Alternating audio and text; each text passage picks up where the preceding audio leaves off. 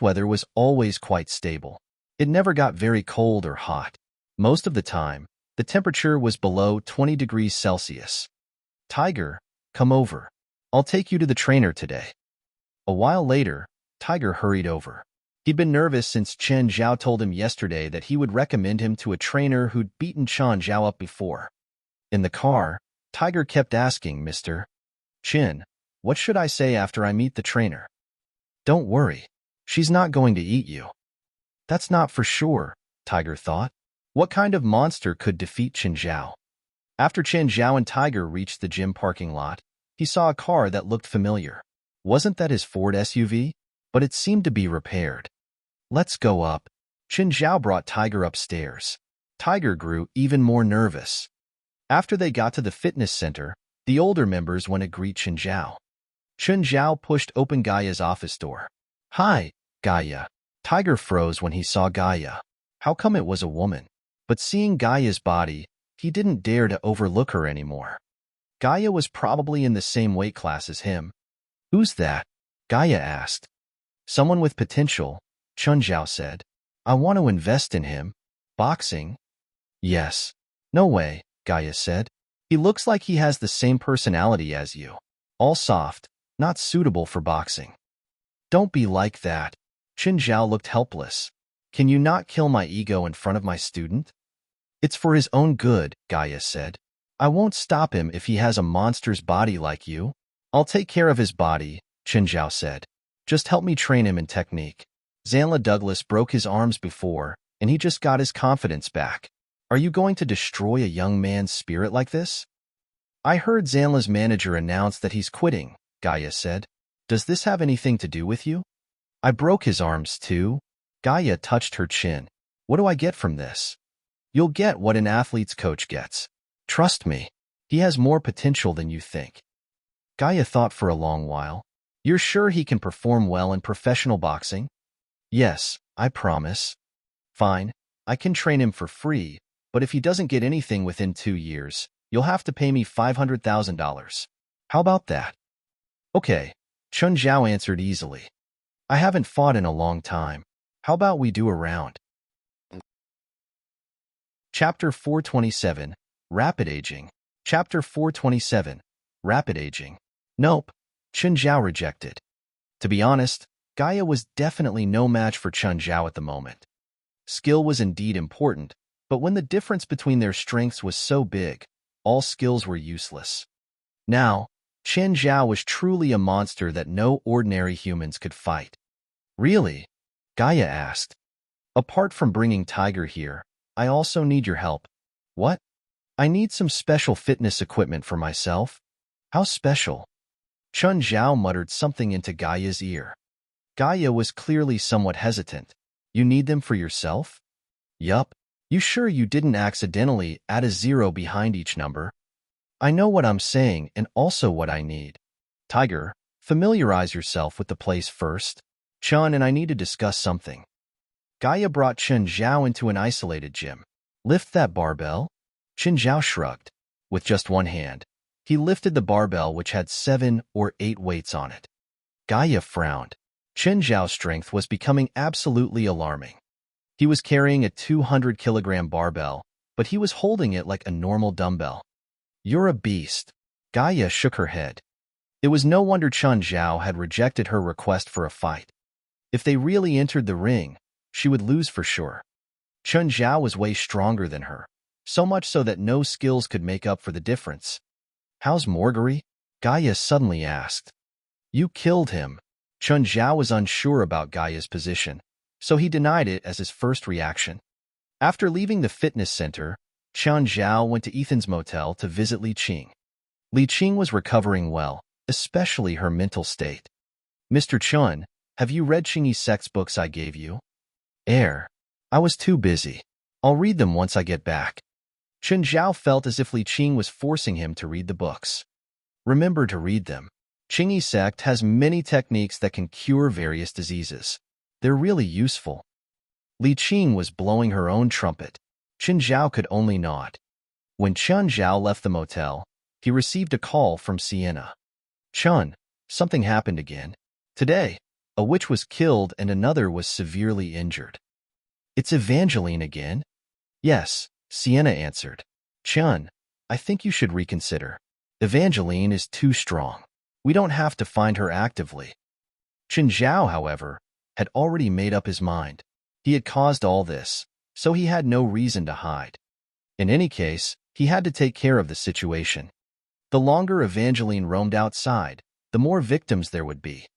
Are the witches in LA defenseless? What do you expect us to do? We could at most build a few defensive wards at our house, but such wards cannot stop Evangeline at all. Is there really nothing we can do? Chun Zhao was worried about Sienna, Chris, and Cheryl's safety. No, unless witches stay in groups, but that's almost impossible. How about you come to my house and wait till I settle all this? Chun Zhao asked. No, it's good here. Is there any news from your teacher? Not yet. I'll inform you if I receive anything. Mr. Stephen, you look very tired the past 2 days. Do you really not need some rest? James stood before Stephen. I don't feel anything different. How's the construction of the filming location? Stephen asked. 80% complete. It's estimated we can start filming in the next 2 days. Also, I need a new assistant. Release the news for me, Stephen added. Now, follow me to check out the location together. Stephen rubbed his forehead. Indeed, he had been feeling weak recently. However, in both visits to the hospital, he was told that his body was entirely normal. After walking for a while, Stephen was already feeling tired. His strength had significantly decreased. Just a few weeks ago, he could play with 2 women all night without feeling this tired. But now, walking a few steps would exhaust him. It felt very uncomfortable. Stephen slowed down with cold sweat running down his forehead. Realizing Stephen's status, James quickly walked up and supported him. Right, go away. I'm not so old that I need someone to carry me. Stephen tried his best to focus and check the location, after which he rushed home to rest. However, he was soon awakened by a call. Hey, James, what is it? Nobody would enjoy being disturbed from sleep. Mr. Stephen, I've already sent out the announcement. When will you be free to interview the applicants? Stephen's name was really useless.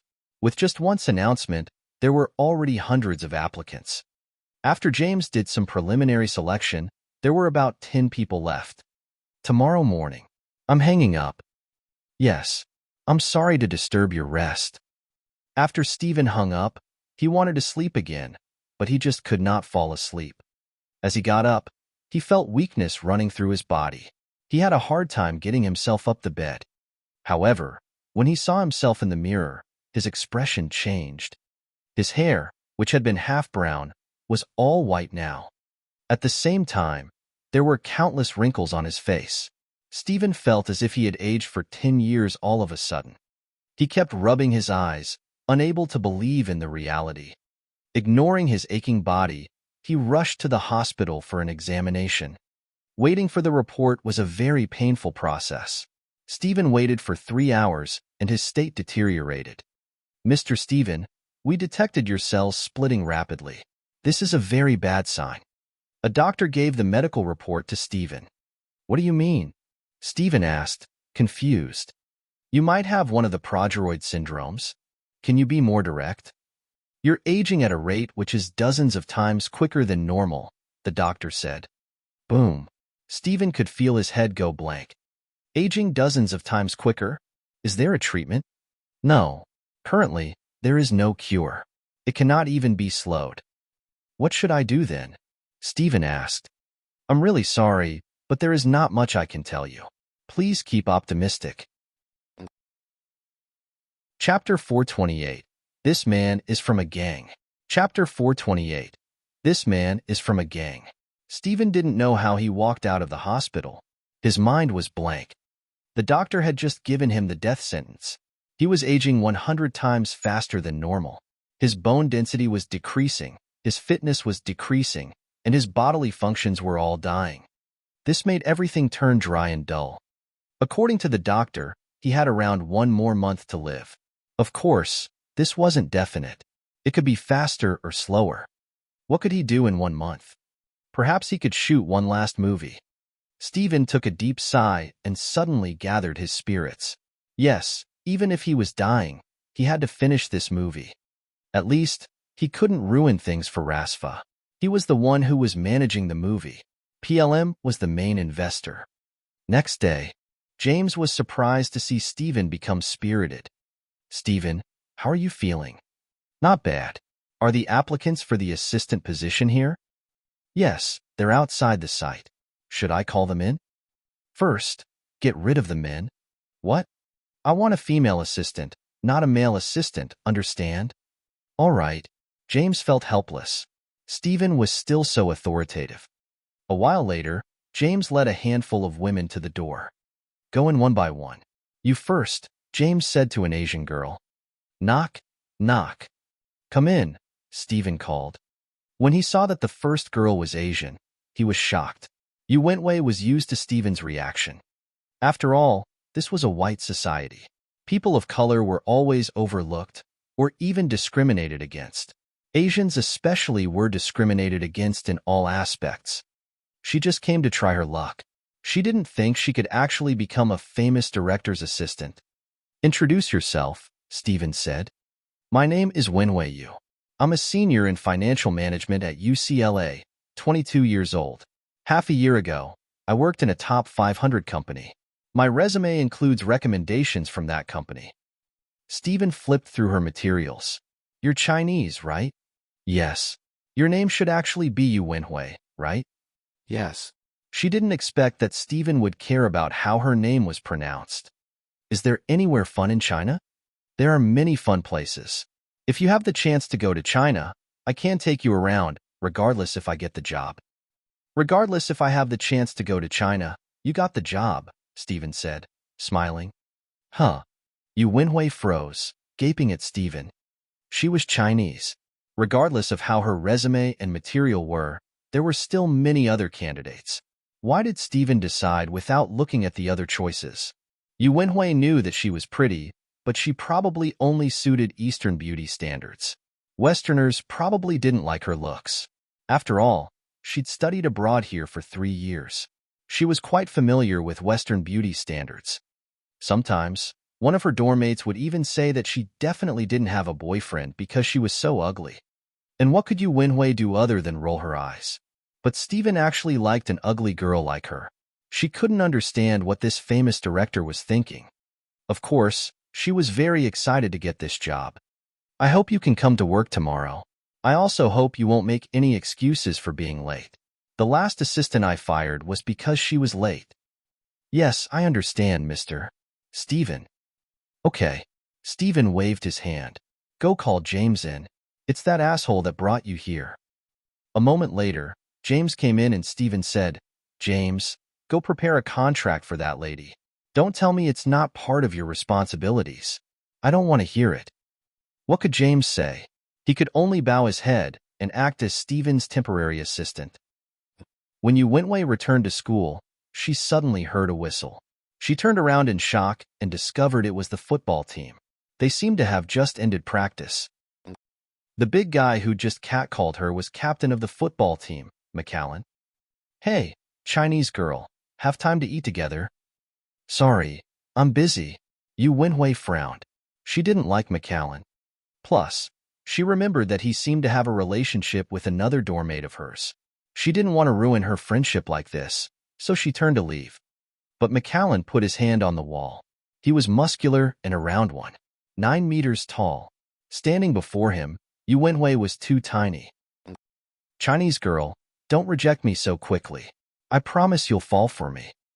"Sorry, I'm not interested. Please move." "How about I'll move if you kiss me?" "Move." Wenhui glared at him. "You're pretty when you're angry. Haha. Chinese girl, McAllen likes you." "You're so lucky."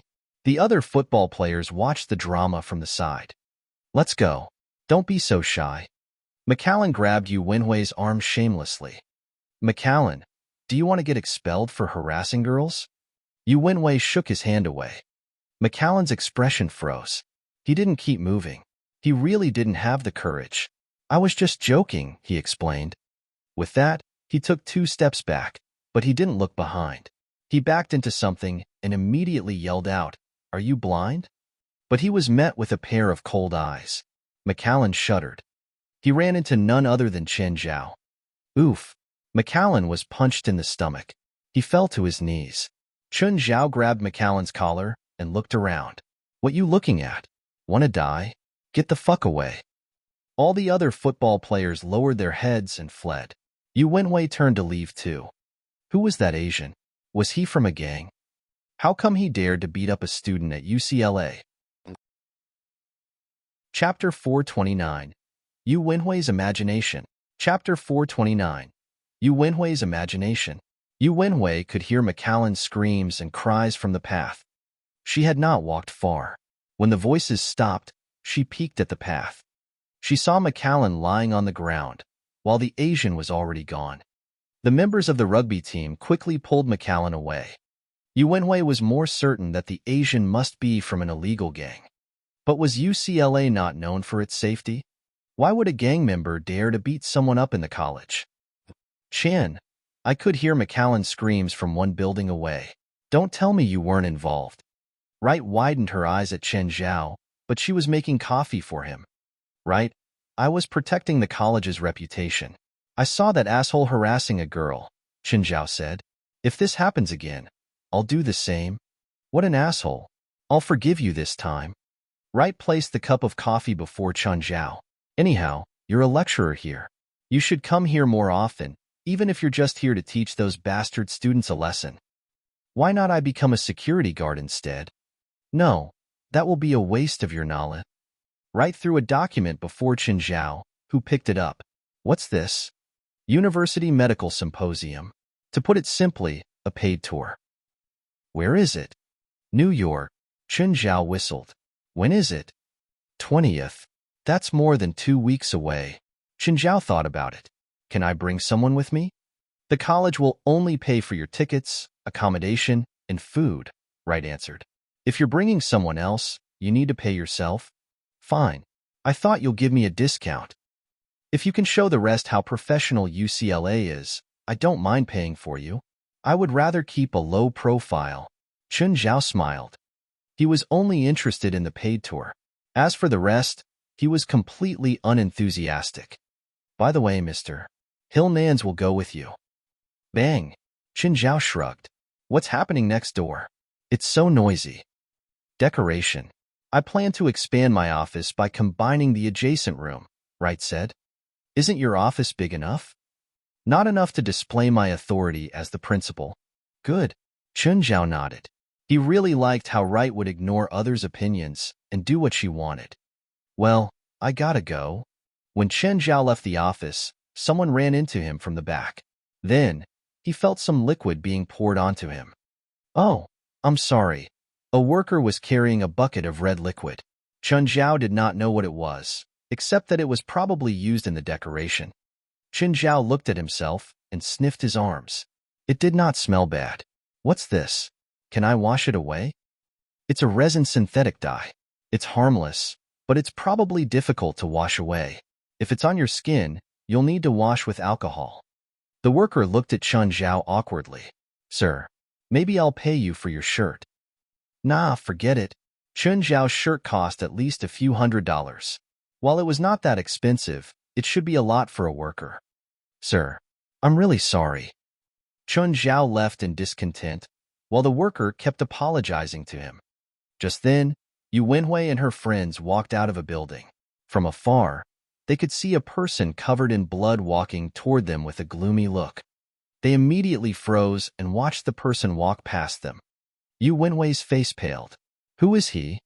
What happened to him? No, what did he do? He looks uninjured. The blood must be someone else's. Did he kill someone?" Just then, a few burly, unkind-looking men appeared, and the man covered in blood left with them. "He's definitely a gangster. Those burly guys should be his men." Chen Zhao was displeased. Usually, no matter where he was, he would be dressed up properly and decorously. After all, he had to meet many special clients. Dressing up too casually might offend them or imbue a sense of distrust. He could not believe what had just happened in the college. Fortunately, He met some people from the boxing club. He planned to borrow a shirt from them. Moreover, they also found some alcohol and removed the red paint from Chen Zhao's skin. With the new shirt and the red paint gone, Chen Zhao was much delighted. When he left the college, he suddenly saw a policewoman sticking a ticket on his car. And the policeman was none other than Sharon. "Hey, Sharon, how are you doing?" Chen Zhao glanced at the window with the corner of his eyes. There was no vacant parking space in college, so he could only park it at the space by the roadside. Sharon looked at Chen Zhao. "What? Are we very close? Why do you sound so unhappy?" Chen Zhao smiled and looked at Sharon. "Why should I be happy?" Sharon had a cold attitude. "You just found another chance to give me a ticket. Shouldn't you be happy? Is this car yours? I remember you had a Ford SUV. It was broken, so I bought a new one." Chen Zhao removed the ticket. "Keep the ticket, and I'll ask David to switch you to his team. How about that?" "I was just switched from his team to traffic department," Sharon said, her face darkening. "Why? I don't want to talk about it. Did you confess to David and was rejected?" "Ha ha ha," Chen Zhao laughed. Sharon immediately drew her pistol and pointed it at Chen Zhao's head. "Now I suspect you have contraband items in your car. Lift your hands and lie against the window." "What? Do what I said, or I'll shoot." "Fine. I'll cooperate." Chen Zhao regretted provoking the madwoman. Wenhui walked out of the college and saw Chen Zhao again. She did not know how many times she had seen Chen Zhao already, but her impression of him kept worsening. As she watched a policewoman point her pistol at Chen Zhao's head, she thought, "Finally he's arrested. He's definitely going to jail." Chen Zhao looked around him and noticed the strange atmosphere. Chapter 430, Before Death. Chapter 430, Before Death. "Rasfa, it's me." Steven called Rasfa. "Steven, you should be at the film site now, right? Usually when I call you at this time, you always bark my head off," Rasfa teased. "How come you're calling me today? If you want me to invest more money, don't even think about it." "No, I just suddenly wanted to call you." "Steven, what's going on?" Rasfa felt that Steven's tone was a bit strange. "Nothing. Do you feel all right?" "I'm fine," Steven said offhandedly. I'm saying if something happens to me and the movie isn't finished, then that bastard James will take over. Sometimes he seems unreliable and likes to play games, but he's been with me for so many years. He's pretty skilled." "Steven, is something wrong?" "I'm fine. I'm just saying whatever I thought of. Don't overthink. I'm honestly fine." "Okay, I'm hanging up." With that, Steven hung up. Rasfa was unsettled. Steven's tone was obviously off today. It felt like he was giving his last words. Worried, Rasfa dialed back, but Steven's line was busy. The call couldn't go through. Thinking a bit more, Rasfa called Chen Zhao. "Chun, I just got Steven's call." His tone sounded weird. "Did he get some incurable disease?" "Incurable disease?" "I gave him a checkup a few days ago. Other than being a bit weak because he played with too many girls, everything else was normal." "Then, what if he accidentally contracted AIDS while messing around?" Chen Zhao inhaled sharply. "Are you sure that old asshole isn't joking with you?" "I just called him, but I couldn't get through." "Do you know where he is now?" "Usually, he should be at the film site." A light bulb went off in Rasfa's brain. "Oh, I'll call James and ask." "Okay, let me know if you find out anything." "Got it." After hanging up, Rasfa immediately dialed James' number. "James, it's Rasfa. Is Steven at the film site?" "No, he hasn't come yet today." "Hasn't come? Do you know where he is?" "No." "Has Steven seemed weird these days?" "Weird? He seems to be a bit dispirited and got a new assistant," James said. "If you find him, have him call me immediately." "Okay, got it, Mr. Rasfa." Halifa Oliver was eating breakfast in the garden of a mansion. The maid beside her asked, "Mistress, would you like more coffee?" "No," Halifa said. "Give me the L.A. Daily and California Times." Just then, a black suit bodyguard walked over. "Boss, there's a car outside. It's been there the entire morning." "Oh, is it paparazzi or someone else?" "No, it seems to be." Stephen, what does that old thing want? Halifa muttered to herself, frowning. She and Stephen had divorced more than 30 years ago. They stayed clear out of each other's lives now. They might not even see each other once per year. Every time they met, they were never able to talk peacefully. They completely viewed each other as each other's arch-nemeses. Why did Stephen come to her house today? Didn't he know how he would be humiliated after running to Halifa's territory? Stephen had a talent for making every woman fall in love with him and then hate his guts. Bring him in, Halifa said. A short while later, Stephen was brought in. When Halifa saw him, she realized that Stephen looked especially frail today. It felt like he had one foot in the coffin already. He didn't have the confidence and spirit from when Halifa saw him in media. He didn't look like the all-powerful king that he was at film sites. Right now, he just looked like an old man. How come you look like this? Halifa frowned and looked at Stephen in disgust. This old thing was annoying, but he always took care of his appearance. Halifa had never seen such a miserable Stephen. She didn't think Stephen would ever be miserable either. He had a bad temper, but his talent went without saying. Back then, it was also his talent that made Halifa fall head over heels for him. As long as this guy was still alive, he would never be in a miserable state. Stephen sat down beside Halifa. Nothing. I just suddenly wanted to see you. Halifa's frown deepened. She almost suspected that this guy was knockoff. Stephen never knew how to compromise or back down. If he did, they wouldn't have had a falling out more than 20 years ago. What was wrong today? Did the sun rise in the west? Did this guy suddenly change his religion to Satanism? Okay, you saw me. You can leave now. Yeah, bye. Stephen nodded. He stood up and turned to leave. Wait. Halifa finally realized that this guy was acting abnormally. Usually, he would make a scene if he was kicked out. But today, he was actually leaving so peacefully. Are you sick? Halifa's heart clenched. There was an indescribably uncomfortable feeling. She obviously hated Stephen, but she didn't want him to die. She cursed him to death countless times before, but she still wanted to see Stephen live nicely. I'm fine. I'm great. Bryant, bring Stephen onto my car and go to the hospital. Don't touch me. Motherfucker, you want to die? I'm gonna have someone stuff your head into a toilet. As soon as Bryant touched Stephen, the man freaked out. He went back to that annoying and hateful bastard. Ignore his threats, Halifa said. Take him into the car. I want to know what's wrong with him. Actually, Halifa was just as stubborn and insistent as Stephen. This was why they'd broken up in the end. Neither of them knew to take a step back. Chapter 431, A Gift of Jade. Chapter 431, A Gift of Jade. When Halifa Oliver received the medical report, her mind also went blank. She finally understood why Stephen would visit her. He was here to say farewell. The man who had disturbed her for her entire life was about to leave. On their way back, Halifa Oliver and Stephen kept silent. The two sat quietly in the car, just like when they first knew each other. Just then, Stephen's phone rang. Stephen glanced at the caller. It was Rasfa. He hung up immediately, but the phone rang again. It was Rasfa again. Frowning, Stephen hung up once again. However, the phone rang for the third time. Stephen finally put the call on loudspeaker. Asshole, stop calling me. Stephen, you bastard idiot fool. Have you forgotten that I'm your private doctor? Quickly come here, and let me check you. Even if you really have AIDS, I won't let you die. Quickly, come. Halifa Oliver turned to look at Stephen, stunned. Are your private doctors all like that? Air.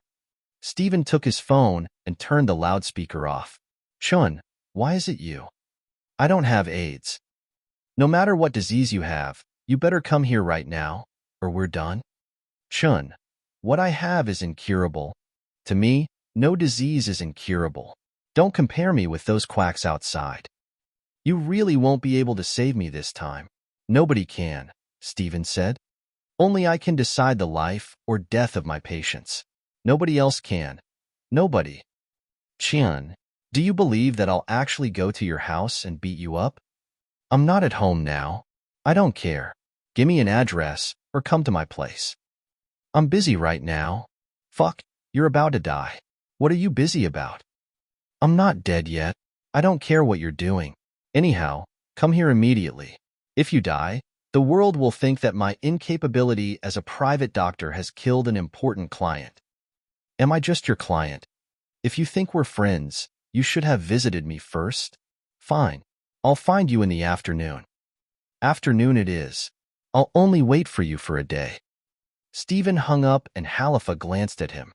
Stephen felt rather embarrassed. He's my friend, a very good doctor. I should introduce him to you. I promise that he can cure most of your illnesses. I don't want a private doctor who calls me an idiot. If my doctor dares to do so, I'll throw him into the sea and feed the sharks.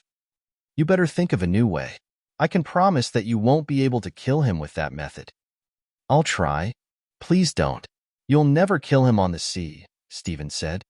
Stephen, move to my place. I'll find the best doctor for you. I don't need pity. Also, I know the best doctor in the world. You mean that rude young man who can't even speak English properly? Halifa said. Apart from his arrogant tone, I don't see why he would be outstanding. Stephen gave a bitter smile. Indeed, he was too confident this time. After being diagnosed with progeria syndrome, Stephen had done some investigation. To his despair, the disease had no cure. In fact, it could not even be suppressed. Doctors did not even know the cause of the disease. Progeria syndromes were very random, occurring in both young people and old people. Of course, Stephen was somewhat lucky. He had at least lived for enough years already. It was hard to imagine how painful it would be for a young person to be diagnosed with the syndrome. Nevertheless, the older one gets, the more one would be afraid of death. Older people generally would not possess the fighting spirit of younger ones. Stephen sighed. Halifa, send me home. This was probably their most peaceful encounter in many, many years. Stephen, I'll help you to find a doctor, the best doctor. Stephen shook his head. No need. When a person still has hope, he would use all he has to survive. Even if it is just a straw, he would grab it with all his might. However, when the person is totally desperate, he would begin to calm down instead. Rationality would return. Stephen was precisely in such a state. With his constantly aging body, he had no more strength to struggle and resist. His fate had been sealed. Apart from facing reality quietly, there was nothing he could do. As for Chen Zhao's request, he was really grateful. But Chen Zhao could not help him. Apart from God, nobody could save him. Thinking about his life, Stephen knew that God would not save him. It seemed likely that he would end up in hell. Nonetheless, he had to visit his old friends, including Chen Zhao and Rasfa. Where are you now? I'm in college, Mr. Stephen. What do Chinese people normally give each other as gifts? What? I'm visiting a Chinese friend. I would like to give him a gift, but I don't know what I should give. Mr. Stephen, may I ask how old your friend is? Less than 30 years old. Wenhui was surprised that Stephen actually had such a young Chinese friend. Maybe Jade. Wenhui replied after thinking. Jade is a very good present in China. Come here now and we'll go and buy a piece of jade. Okay. Wenhui quickly rushed to Stephen's place. She realized that Stephen was dressed very formally, as if he was going to visit an important person. In LA, there were many large jewelry shops that would sell jades. Their main customers were Chinese tourists, and jade was a popular choice. With Wenhui's help, Stephen bought an exquisitely crafted dragon-shaped jade. Drive the car. Call me when we reach. I need to take a nap. Stephen looked very tired. Mr. Stephen, where are we going? Mountain Town, Mirror Lake, number 21. Turn left below the pet hospital billboard on Highway 21. Wenhui nodded. When they arrived at Mountain Town, she asked around and finally found the road that led to Mirror Lake. Chapter 432, Horror Mansion. Chapter 432, Horror Mansion. Such a pretty house. They were still a few hundred meters away, but Wenhui could already see the pretty house on the riverbank. Whoever can live here must be really rich, she thought. Whoosh! Suddenly, A huge black bear charged out of the forest on the side of the road. Wenhui slammed on the brakes. She'd almost hit the bear. But the bear was so big and terrifying. How come you stopped? Stephen asked, opening his eyes. Mr. Stephen, look. Oh, we're already here. Seeing Princess, Stephen opened the car door with a smile. Mr. Stephen, don't you see that bear? Yeah, I know her. Stephen got out of the car. Hi, Princess. Princess ignored Stephen. She turned and ducked into the forest on the other side. Immediately after, Black Ma and White Ma ran out too. They brushed past Stephen and chased after Princess. Mr. Stephen, don't do these dangerous things anymore. Don't you know that that bear can rip your head off? She won't. They're all good friends. Okay, drive over there. When they reached the house, Wenhui suddenly saw a slightly familiar figure standing there.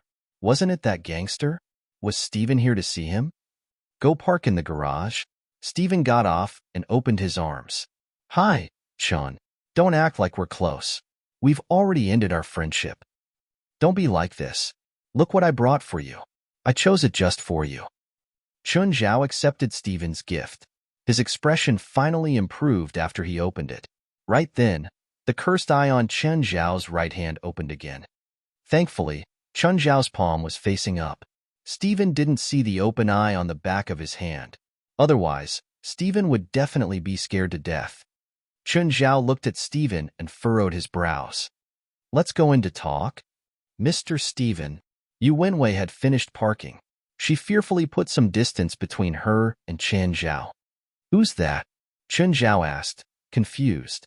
It's all because of you that I fired Agatha. Then I got a new assistant. She's from China like you. Oh, take a seat anywhere outside. Stephen, let's go in. Wenhui was barred from entering. After Chun Zhao and Stephen entered, the glass door locked automatically. Wenhui could only find somewhere to sit. However, before she could settle in, she felt something soft under her. Touching it, she found that it was a snake and she almost got a heart attack. The snake slithered slowly and moved somewhere else.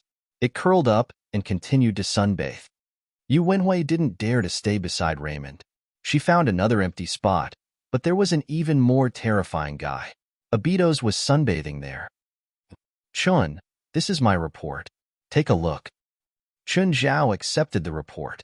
He took a glance and tossed it to the side. The report stated that Stephen had the Hutchinson-Gilford syndrome, but it wasn't true. Someone had actually cursed him with age. Seeing Chun Zhao's actions, Stephen's heart fell. There's no hope, right? Answer my questions. Answer correctly, and there'll be hope. Answer incorrectly, and you'll die. You have a solution? When did this start? A few days ago. When specifically? Let me think. I think it's the day after your visit. Who did you interact with between me leaving and you starting to feel sick? Or did anything special happen? Let me think. Stephen thought back and suddenly thought of Agatha. Oh, Agatha poured water on me. I thought it was acid or something poisonous, but I got tested and it was just normal water. Give me your hand and close your eyes. Stephen obediently reached his hand over to Chun Zhao. Chun Zhao opened the mouth of gluttony and sucked in deeply before Stephen. The man instantly felt something leave his body and he felt much more relaxed. Chun, are you done? You can open your eyes now. Chun Zhao glanced at Stephen. The curse was gone, but the aging caused by the curse couldn't be reversed. The age curse had already gone into effect. This meant that Stephen had aged decades in these past few days. Just like a disease, the curse would intensify as it went. He would age faster and faster. If Stephen had come to find Chun Zhao the first day that he started feeling sick, it wouldn't be such a big problem. But so many days had passed and Stephen's rate of aging had sped up more and more. The only solution now was the Spring of Youth. Wait. Chun Zhao got up and mixed a bottle of the Spring of Youth. 10 minutes later, he returned to Stephen. Drink this. Huh. You want to get me drunk? Shut up. You really want me to drink it all? Stop wasting time. If you want to live, then drink it. Drink as much as you can. Give me a glass. There's no one here. Why do you want a glass? I'll have to wash it later too. Just drink from the bottle. You're so uncivilized. Stephen picked up the wine and poured it in his mouth. After the first gulp, he realized that it tasted better than he'd expected. Tastes great. Which winery is it from? How come you rich people always ask about the winery whenever you drink red wine? After drinking half a bottle, Stephen fell asleep. Qingyi picked up the remaining wine and put it away. He tossed a blanket onto Stephen and stopped caring about him. Qingyi went into the yard and saw Wenhui standing there. How come you're not sitting? There's nowhere to sit. There's a snake. Wenhui was terrified of the entire house. Of course, she was the most scared of Qingyi. It doesn't bite, Qingyi said. But who would believe him? That was a snake, not a cat or dog. Where's Stephen? He's sleeping. You can go back first. No, I must see Stephen, Wenhui said, gathering her courage even though she feared Qingyi. She didn't believe that Stephen would sleep in someone else's house. He's in the living room. Qingyi found a chair and sat down. When Wenhui went to the living room, she indeed found Stephen asleep on the sofa. He smelled of alcohol too. Was he drunk? Wenhui didn't know what to do. She wasn't strong enough to pull Stephen, but she didn't think it was safe to leave him here alone. Chapter 433, The Madam Here. Chapter 433, The Madam Here. You've seen him. Can you leave in peace now? No, mister. Stephen told me to not leave him. Whatever. Ignoring Wenhui, Qingyi removed his jacket. What are you doing? Wenhui backed away anxiously. It's my house. I can do whatever I want. Qingyi rolled his eyes and walked to the courtyard, after which he jumped into the lake. Wenhui just realized that it was a false alarm. Mr. Stephen, Mr. Stephen, wake up. Unfortunately, Stephen was really in deep sleep. Wenhui could only wait nervously. Luckily, Qingyi had no intention to do anything to her, for which she heaved a sigh of relief. Screech. Suddenly, Wenhui heard a loud noise from outside. Turning her head, she saw a sports car enter the villa and then the garage. When Feilai came up through the elevator, she had already noticed the car in the garage. She knew that there should be a guest in the house, but she was still stunned when she saw Wenhui. Wenhui panicked slightly. Hi. Hello, you are? I'm Mr. Stephen's assistant. I think Mr. Stephen's drunk. I'm waiting for him, Wenhui answered. Wenhui observed the lady before her. Her skin was wheat-colored, and she was tall and sexy. Even from a woman's perspective, Wenhui had to admit that the lady before her had the qualities of a female lead. Oh, where's Chun? Feilai asked. I saw him jump into the lake just now. He's probably been there since then, Wenhui said. Feilai walked to the forecourt and saw Qingyi in the distance. Chun, you should come back now. Wenhui stared at Feilai. Just then, she saw the big bear earlier enter the house. Wenhui's body tightened, but Feilai did not seem disturbed at all. She took a pack of dog food and placed it before Princess. Eat this first. Your master is swimming. I'll ask him to prepare dinner for you later. Wenhui watched as Feilai bustled about. Soon, several other pets came into the house. Whether they were huge, tiny, fierce, cute, or frightening, Feilai could handle them with ease. Just then, Wenhui noticed Qingyi climb up from the lake. Feilai walked out with a towel and dried Qingyi's body. Mizu, are you staying for dinner? Wenhui was indeed hungry, but she felt rather embarrassed. You can stay for dinner, Feilai invited. By the way, when will Mr. Stephen wake up? Maybe tomorrow early morning. Huh, is he going to sleep for that long? So would you like to stay here overnight? Qingyi asked. You can also come here again tomorrow. Stephen and I are friends. I'm not going to eat him alive. Wenhui was not reassured. After all, in her opinion, Qingyi was an atrocious gangster. In addition, Stephen was a billionaire. She did not know if Qingyi would do anything bad to Stephen. Therefore, even during dinner, Wenhui seemed to be extremely careful. After the meal, Qingyi and Feilai played in the swimming pool. Annoyed, Wenhui sat down on the sofa opposite Stephen and played her phone alone. When Chen Zhao and Fei Lai were ready to sleep, Yu Wenhui was still watching Stephen. In the end, Chen Zhao had no choice but to hypnotize Yu Wenhui and carry her to one of the guest rooms. Where am I? Stephen opened his eyes and realized that he was in an unfamiliar place. Just then, the lights at the corners of the room switched on and Stephen heard an electronic voice. Hello, Mr. Stephen. You've been sleeping for 12 hours. Would you like to have some beverage? Stephen rubbed his forehead and remembered being in Chen Zhao's house. I need to take a shower. Then, the guide lights also lit up. Stephen followed the lights to the bathroom. After the shower, Stephen felt very much refreshed. There had somehow been too much dirt on his body. Puff. Stephen stood before the mirror and his expression froze. The person in the mirror. Who is this? It's you. Ah. Stephen was astonished. He realized that Chen Zhao was standing at the door. Why are you here? You didn't close the door. You know, if Fei Lai came down instead and saw something, I would kill you. Okay, I'll be more careful next time, Stephen said, feeling awkward. There won't be a next time.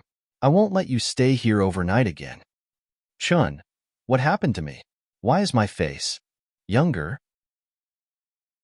You've become younger for about 30 years, which means you're about 60 years old now, Chen Zhao said. What? I don't understand.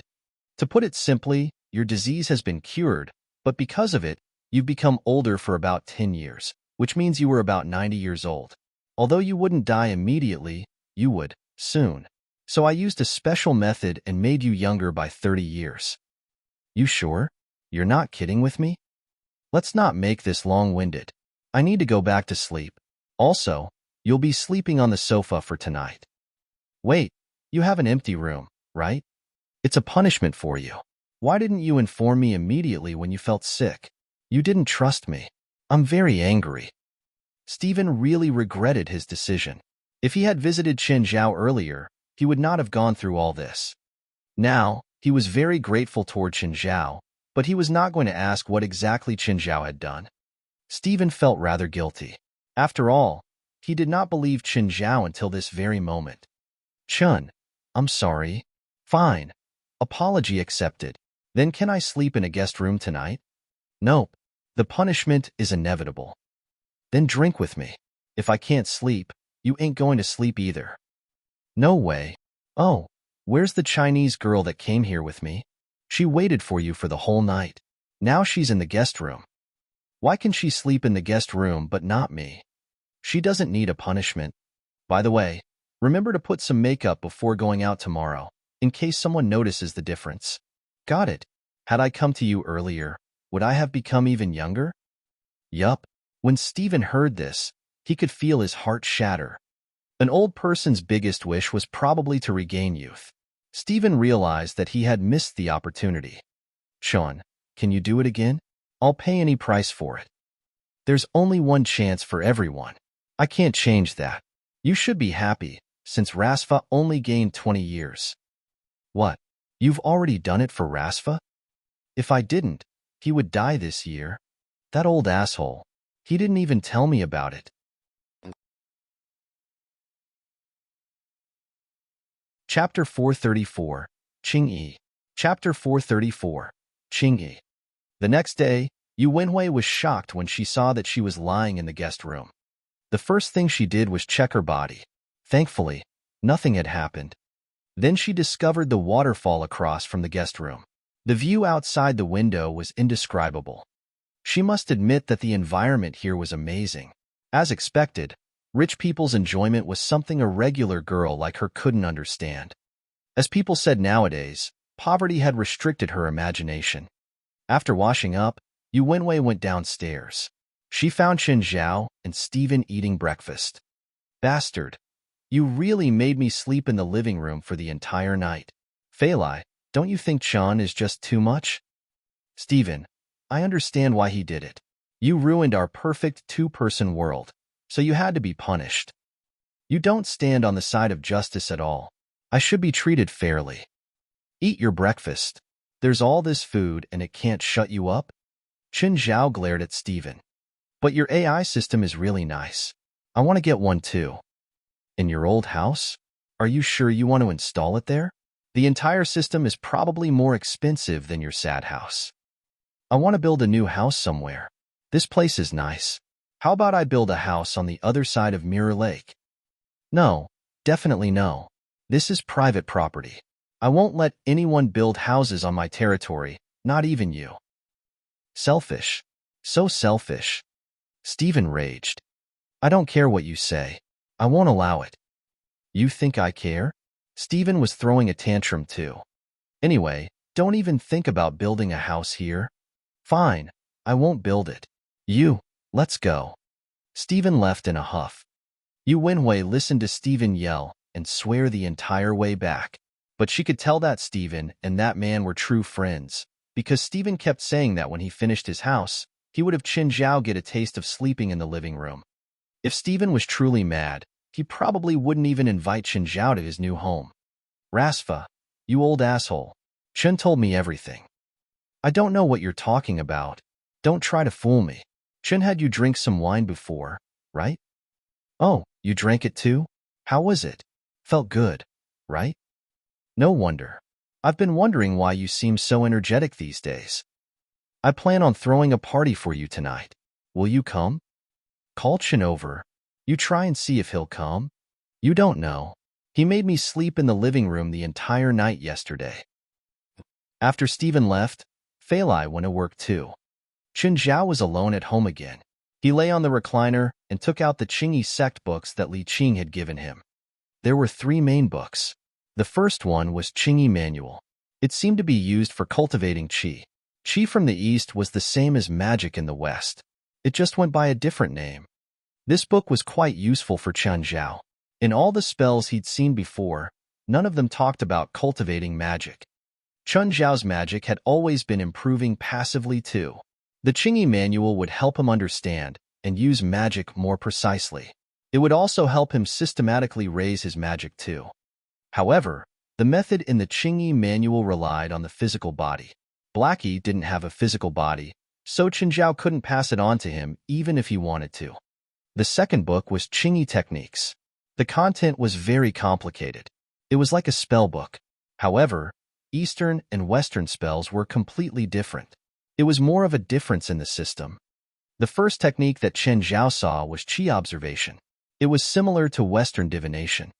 Divination had a certain accuracy. One could see the future of the target. On the other hand, qi observation looked at one's facial features to observe their qi fate. It was easy to see if they had a good or bad fate. One could also see the overall path of the person's life, but couldn't predict specific events like divination.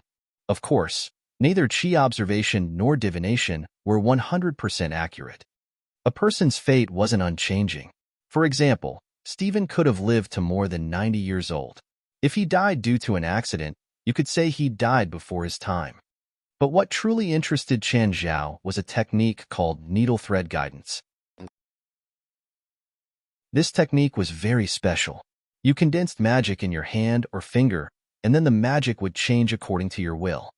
It could be used for attacks or medical practices. Take acupuncture, for example.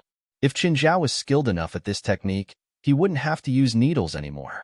He could use magic to perform acupuncture on patients. It wouldn't be any less precise either.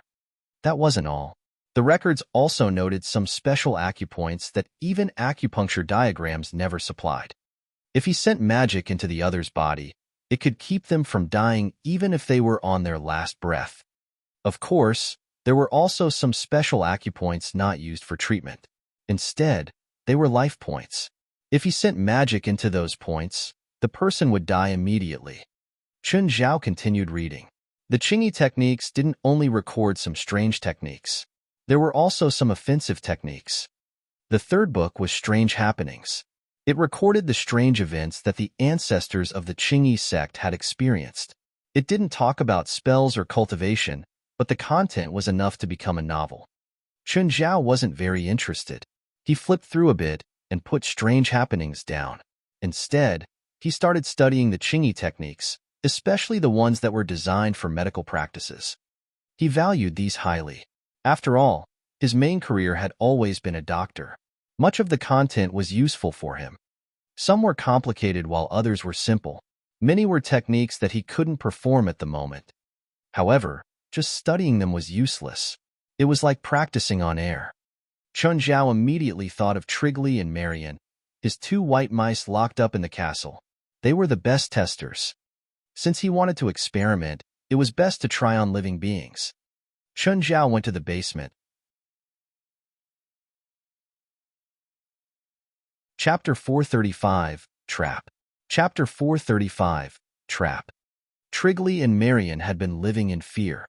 They had no idea what they were about to face, but it would clearly be something wicked. Just then, Chun Zhao walked in and pointed at Marian. "Bring out the more injured one." "What are you doing? Where are you bringing me?" Underlings could not understand human language. Of course, even if they could, they would still obey Chun Zhao's instruction. Underlings were pretty rough creatures. Pulling and dragging, a few of them brought Marian out of the cell. On the other hand, Qingyi hid in a corner and shivered in horror, not even daring to look at Chun Zhao. Soon, Marian's limbs were fixed tightly in place. Chun Zhao held his own chin with one hand. Looking at Chun Zhao's evil face, Marian could not stop shuddering. He screamed even louder. In fact, Chun Zhao had yet to do anything. He tried to cast needle thread guidance. A beam of qi converged at his fingertip. As Chun Zhao scratched Marian's wrist, its interior was completely destroyed, although his wrist still seemed normal. Of course, after the move, the qi also dissipated. "I still can't maintain it," Chun Zhao muttered to himself. Marian's ear-piercing screams almost filled the entire castle. Below them, Qingyi could clearly hear Marian above the ceiling. Chun Zhao tried a few more times, but he still could not use the technique proficiently. Importantly, he could not use it for treatment. If he were to use it aggressively, it would be ineffective too. He might as well just punch his opponent. With Chun Zhao's current strength, his punch was definitely stronger than needle thread guidance. Moreover, needle thread guidance was not meant to be used in battle. Its biggest use was to treat internal injuries, such as internal muscle injuries that even modern surgery could not heal. The people in the past must have developed such a special method because they did not have surgery. In particular, there must have been many conflicts between clans such as Qingyi sect. Without a unique skill, Qingyi sect would not have survived this long. Needle thread guidance was the spell that Chun Zhao valued the most. Being able to use it perfectly would dramatically increase his medical performance. There was another spell that interested Chun Zhao, namely Qingyi armor.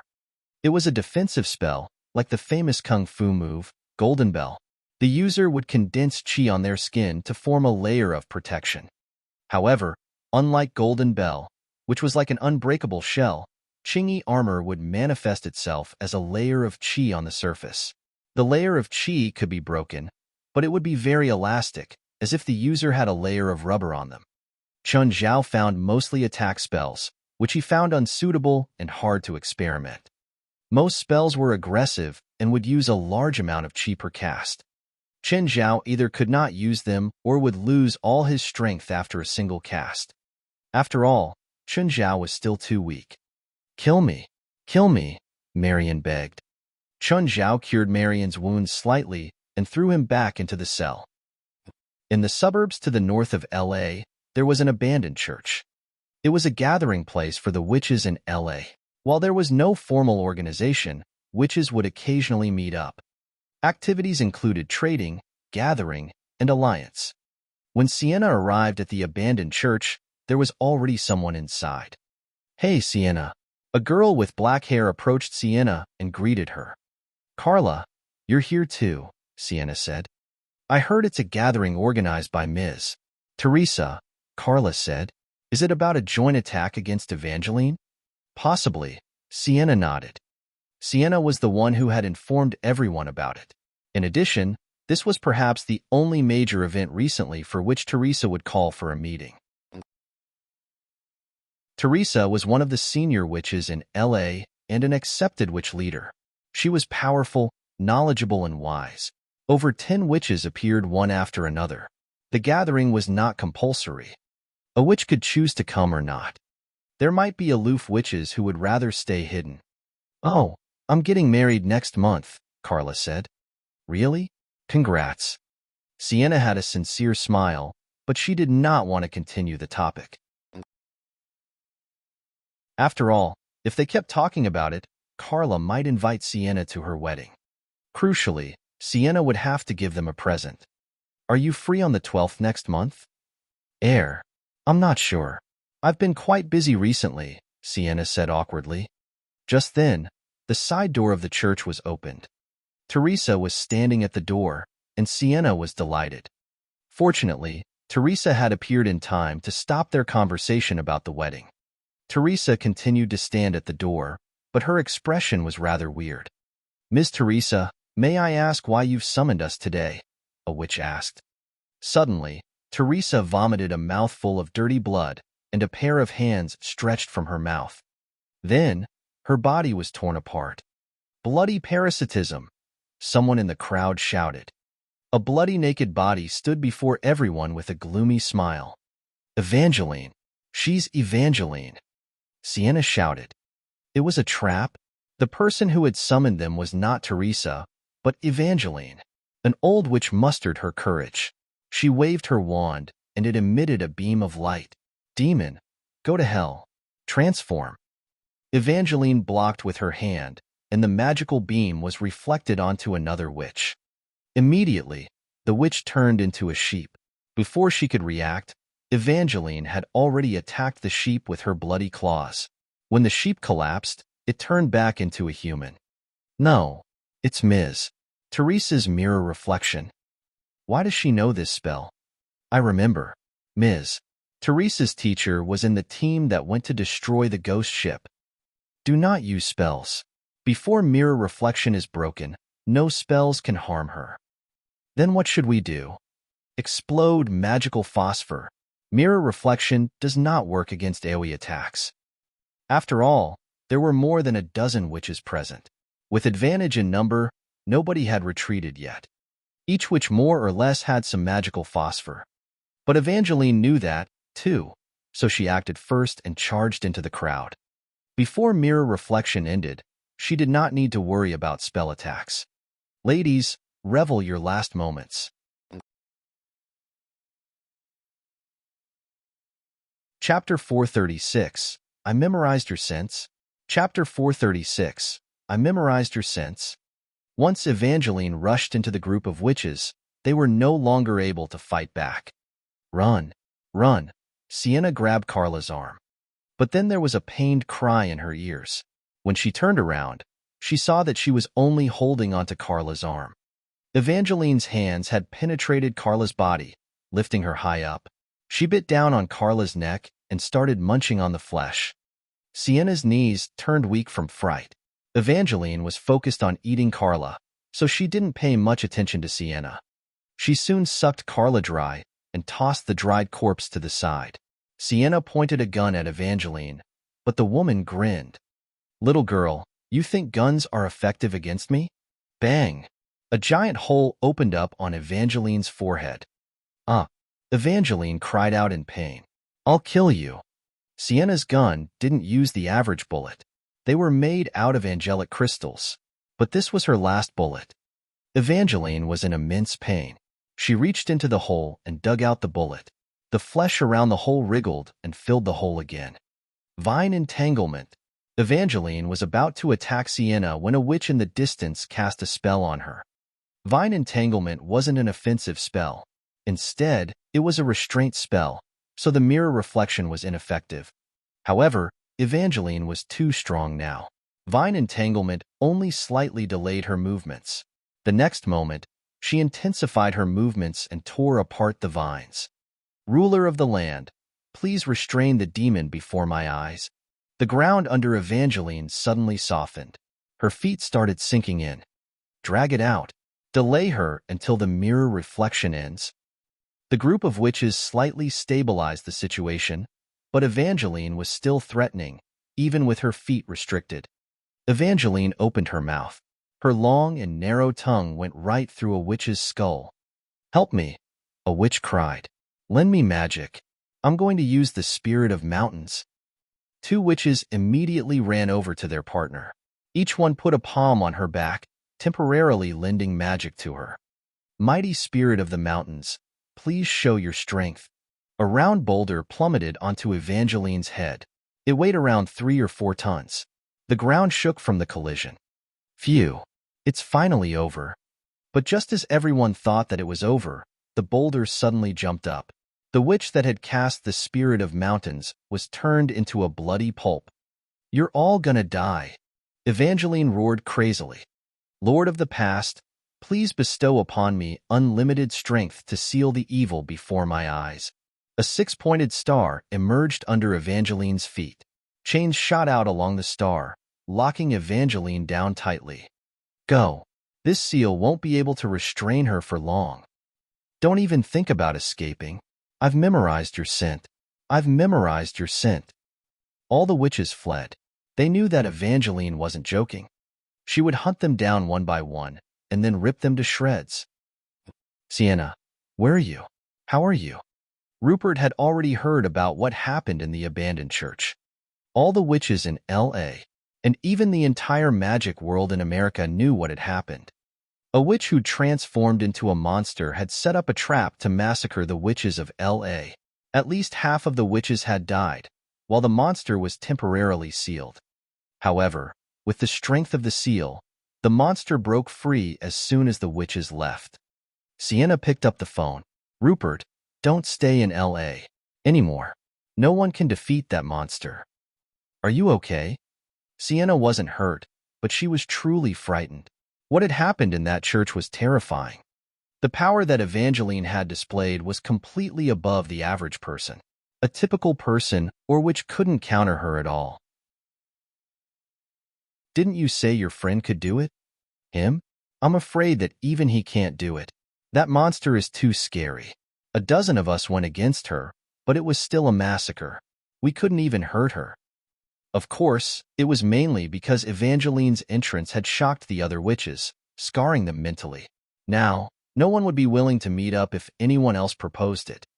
Who knew if it would be another trap? Sienna also remembered Carla, who died right in front of her. She was going to get married next week, but she would never have the chance to wear a wedding gown. Only one thought was in Sienna's mind: escape from L.A. She rushed home and frantically stuffed her clothes into her suitcase. Chris and Shirley happened to return and saw the crazed Sienna. Sienna, what's wrong? Where are you going? I'm going out for some time. Where? I don't know, Sienna said. Don't follow me. Sienna, what exactly happened? That monster Evangeline has her eyes on me. I need to leave this place. We can ask Chen. He can definitely defeat the monster. No, it's impossible. No one can defeat her. I personally saw how terrifying she was. She's even scarier than in the surveillance video. It's like she's a demon that just climbed out of the bloody sea in hell. Even Chen can't defeat her. You didn't see how terrible she is. The 10 of us witches were as weak as kittens before her, butchered by her at will. Sienna trembled as she spoke. Shirley and Chris could both see that Sienna wasn't stable now. She was traumatized. They couldn't imagine what Sienna had encountered that could terrify her so much when she was usually so strong. Sienna ran out without even locking her suitcase. Shirley and Chris were about to chase after her, but Sienna put a curse on the door. The two immediately felt an invisible wall blocking their path. Sienna, Chris cried out anxiously. Where are you going? Don't follow me. Otherwise, you'll be in danger too.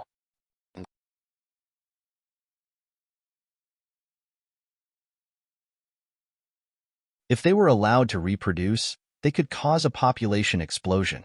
Chris sped to Chen Zhao's house. After she alighted, she sprinted toward Chen Zhao. Chen, this is Sienna's razor. Is it all right? Chen Zhao took the razor. Yes. What is this shave? Leg hair. Watch my house for me. I'm going now. Chen Zhao left in his car. Sienna, where are you? Rupert called Sienna. I received news that Evangeline has appeared. 3 witches have already been attacked. I'm escaping from this place, Sienna said. Come to my place. If we team up, we might be able to fight her. Stop being unrealistic. You can't defeat her, Sienna said. But where can you even hide? You stand less chance alone. I can't fight her, but I have a way to hide myself, Sienna said. What? I've made myself an invisibility potion. I've hidden my smell, Sienna said. You sure it'll work? Probably. It's not my first time making an invisibility potion. Sienna was actually not very confident. After all, she was being hunted by a monster, not an ordinary witch. Can you tell me your bank details? Why? In case you die, we shouldn't let the bank gain everything. Go and die. Sienna hung up in anger. Sienna's father, Yiberg, had been controlling the car. Dad, where are we? Sienna looked out of the window. The sky had already darkened, and Sienna was starting to feel increasingly uneasy. National Park? Why are we here? Sienna complained. I control the car based on my feelings, Yiberg said. He had a special ability which would guide him to the correct path. The ability had been very useful. Indeed, Sienna had escaped from life-threatening situations many times with Yiberg's ability. Just then, the car suddenly stopped. Why did you stop? It's out of gas. Bang, bang. Suddenly, Sienna heard a noise from the trunk. What's in the trunk? The little girl? What? Cheryl? Why didn't you tell me earlier? You didn't ask.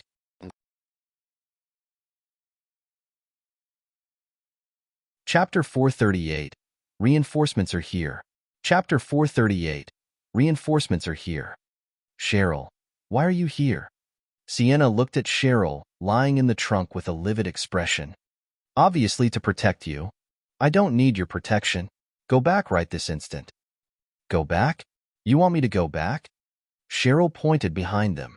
The end of the road was under the dark night and endless forests. One couldn't even see the distance. Don't you know that you're just adding to the trouble by being here?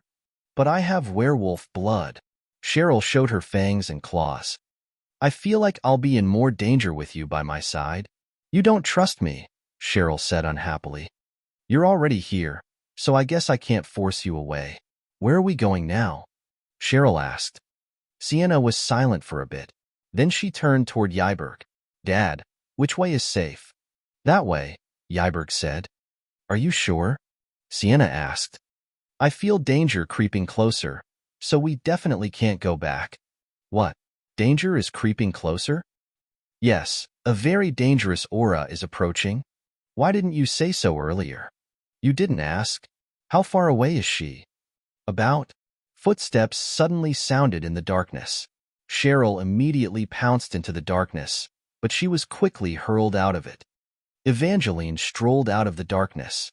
Where did this wolf cub come from? Evangeline. Sienna's expression changed drastically. How did you find me? Evangeline was completely different from the terrifying and cruel appearance from before. She was clean and wearing a feminine jacket, jeans, and heeled sandals. Her long hair fluttered as she strolled over. Are you wondering because you hid your scent? Evangeline smiled as if mocking Sienna's supposed cleverness. You're not the only one who did that. Actually, the other witches I found earlier all used the invisibility potion to hide their scents, like you. But I must say, all of you are stupid. Why do you think that I can't memorize your scents? You said it yourself. Sienna finally understood. No matter what Evangeline became, she still had a human's body. How could a human remember another human's scent and travel miles to find them? I said that I memorized your scents, Evangeline continued, still smiling. But the scent I'm talking about isn't your physical scent. It's the smell of your magic. Sienna's expression changed again. Everything she'd done earlier to hide her scent had been useless. It was all to no avail. Evangeline pulled a string of things out from behind her. Both Sienna and Cheryl were shocked. She'd pulled out a string of witch heads. One glance would send shivers down one's spine. Are they familiar? It's okay if they're not. You'll be companions with them soon. You'll have a long time to get to know each other. What do you want? Want? Evangeline thought for a long while. It seemed like she hadn't decided yet, or was pretending to be deep in thought. A beat later, she said, First, I need this city, the entire country, to have no one who can threaten me. With your current abilities, no one can threaten you anymore. No, no, no. The witches are only in panic because of me. When you all process everything, you'll definitely think of a solution. There have been many examples in the past. I don't think I've already reached an unprecedented level, so I need to become even stronger. Since you know that, why don't you hide? You're only making more witches unite. Evangeline suddenly started laughing. Her voice was no longer a woman's, or even a human's. It sounded like a dozen voices mixed together. Why should I hide? Just like I can find you, you witches can find me too. Instead of that, why don't I take the initiative and kill you all? Are you sure you can do that? Sienna sneered. If Evangeline wanted to kill all the witches, she wouldn't be able to do anything else in her life. There were more than 100 witches in L.A. Plus, just look at what had happened in the church today. Evangeline could only manage a team of a dozen witches. If there were more, even she would find it difficult. She'd only directed that whole play to terrorize the other witches. This way, the witches would focus on protecting themselves instead of going against her. But if the majority of witches felt danger, they would definitely work together. By then, even Evangeline wouldn't be able to escape from death. No matter how strong she was only one person. Unless she could destroy the earth and heavens in an instant, she would never be able to defeat an entirety. It was like a soccer game between one world-class professional and 11 amateurs. No matter how talented the professional athlete was, he wouldn't be able to defeat a whole team.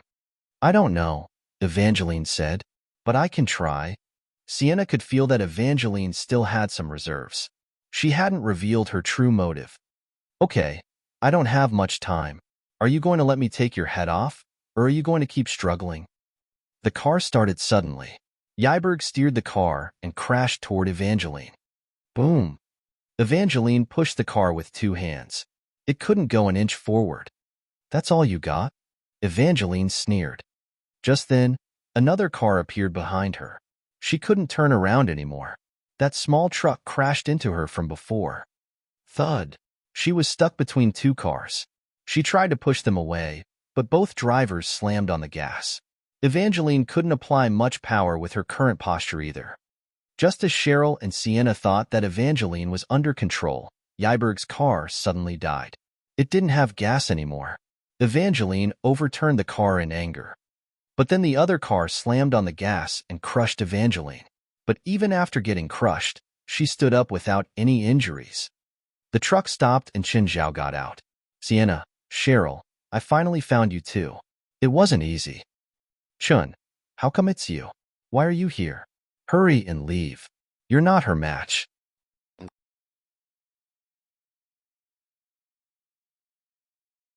Chapter 439.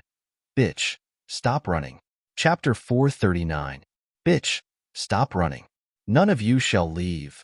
Evangeline was totally enraged. As she smashed a bottle on the ground, more than a dozen witch souls appeared beside her. Sienna's expression changed drastically. The souls were precisely those that had been killed earlier. Carla was among them.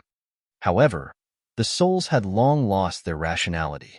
All the witches had turned into evil spirits, the most ferocious type. Sienna, Cheryl, hide in the truck, Qingyi said.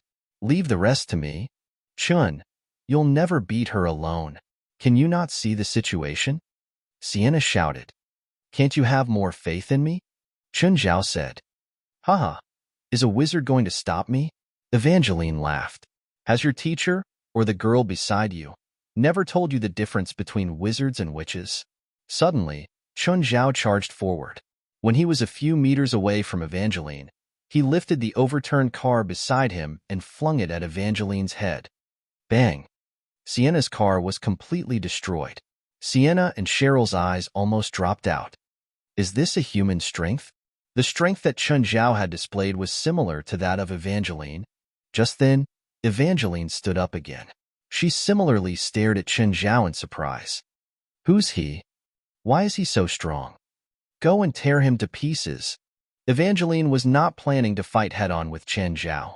After all, with so many evil spirits, the big boss could just stand and watch. Qingyi leisurely snapped his fingers. Immediately, one of the witch souls became distorted. It was as if the soul was being pulled and then crushed by something. Finally, in her scream, the witch soul turned into starlight. Evangeline, Sienna, and Cheryl all watched with their eyes wide open. They had no idea what had just happened. Then, another witch soul was eliminated. Qingyi had not even moved. Come, make a few more. Do you just have a few evil spirits? That's not challenging at all. Evil spirits? Just a few evil spirits. Sienna could not deal with a single evil spirit here, not to mention a dozen of them. All of them were atrocious evil spirits that could easily eradicate ordinary evil spirits. However, they were erased by Qingyi effortlessly. Nobody could accept such an outcome, whether it was Qingyi's enemy Evangeline or his allies Sienna and Cheryl. Evangeline's expression changed. She did not know how powerful Qingyi was. Nevertheless, she did not want to fight anymore. Sienna was not a must-kill target. Hence, she turned around and ran without hesitation. Seeing Evangeline's attempt to flee, Qingyi quickly gave chase. Sienna and Cheryl looked in the direction where the two disappeared inside. Clearly, it was not a fight that they could participate in. It was a battle between two monsters. Bitch, weren't you full of yourself just now? Stop running if you dare. Incensed, Evangeline stopped at once. She had never been humiliated like this before. Do you really think I'm scared of you? Then why were you running away? Qingyi provoked. Evangeline sneered. Then, her body began to deform and arms stretched out from her back. One arm, 2, 3, 4. Are you going to transform into thousand-hand bodhisattva? Soon, Evangeline had 30 or 40 arms on her body. There were too many for Qingyi to count. Nevertheless, this was not the most frightening part. Most of her arms had magic wands on them. Transform. Vine entanglement. Subsidence. Fuck. That's OP. Qingyi jumped and dodged the 3 spells. Evangeline had just cast 3 spells. Moreover, they were instant casts. To be honest, Qingyi was really no match for Evangeline in terms of sorcery. Before Qingyi could regain his footing, Evangeline predicted his movement and cast another spell. Earth Seal. Qingyi realized that he was standing on a magical hexagram, his feet glued to the ground. Evangeline looked at Qingyi with a ferocious smile. Now, do you understand the difference between us? Qingyi rubbed his nose and shrugged. Well, you're indeed better than me at magic. Man, I now give you a chance to surrender. Bitch, can you stop playing the surrender game? If you look slightly more normal, I might just surrender, but you look really disgusting. I'm glad that I didn't have dinner, or I would die throwing up. Are you really so eager to die? Gloom flashed across Evangeline's eyes. If only you can kill me. You're playing with fire. Evangeline pointed at Qingyi with her finger. Disease. Qingyi's cursed eye opened at once. The mouth of Glutton also devoured the curse instantly. After consuming the curse, Qingyi felt much more energetic. Swallow all? Evangeline looked at Qingyi in surprise. You know a spell from the 7 Demon Kings? With the knowledge of more than a dozen witches, Evangeline naturally knew what a 7 Demon King spell was. If the spell was cast by an old and powerful witch, Evangeline would not be shocked. Although not many people knew any 7 Demon King spell, there would always be a few special ones. However, importantly, the spell was cast by an Asian man. Evangeline became even more curious. At the same time, she felt that Qingyi must have some secrets on him. Hence, she was even less willing to kill Qingyi. If she could dig out the secrets, she might become even more powerful. How is that? Aren't you surprised? Qingyi glanced at his right arm. Evangeline frowned and said, Although I can obtain your secrets from your corpse, I feel that you're strong enough. I don't mind giving you another chance to choose. Are you sure that you're going to win? If you have any other abilities, you should use them now. Evangeline sneered and looked at Qingyi. Suddenly, a demonic ritual implement appeared in Qingyi's hands. He tossed it on the ground. And then came the second one. The third, the fourth. The 10th? The 20th? What are these? Evangeline was confused. I'm calling my friends, Chunzhao answered.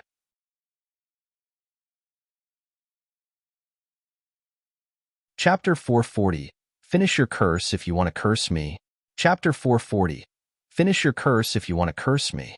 Sienna and Shirley stood on the side of the road, watching the fog rising in the forest. How come there's fog? Is this a spell? Shirley asked. I think Xin used this the first time we met. Then that pure-blood werewolf appeared. Like this time? The fog is thicker this time, Shirley said. Much thicker than before. Sienna felt a bit cold. A chill rose up from her feet. The fog rose up without any warning in the forest, blocking her vision of Qiangliu. Just then, a phone rang. Hey, Fei Lai. I'm busy. I'll get home later. You eat dinner first.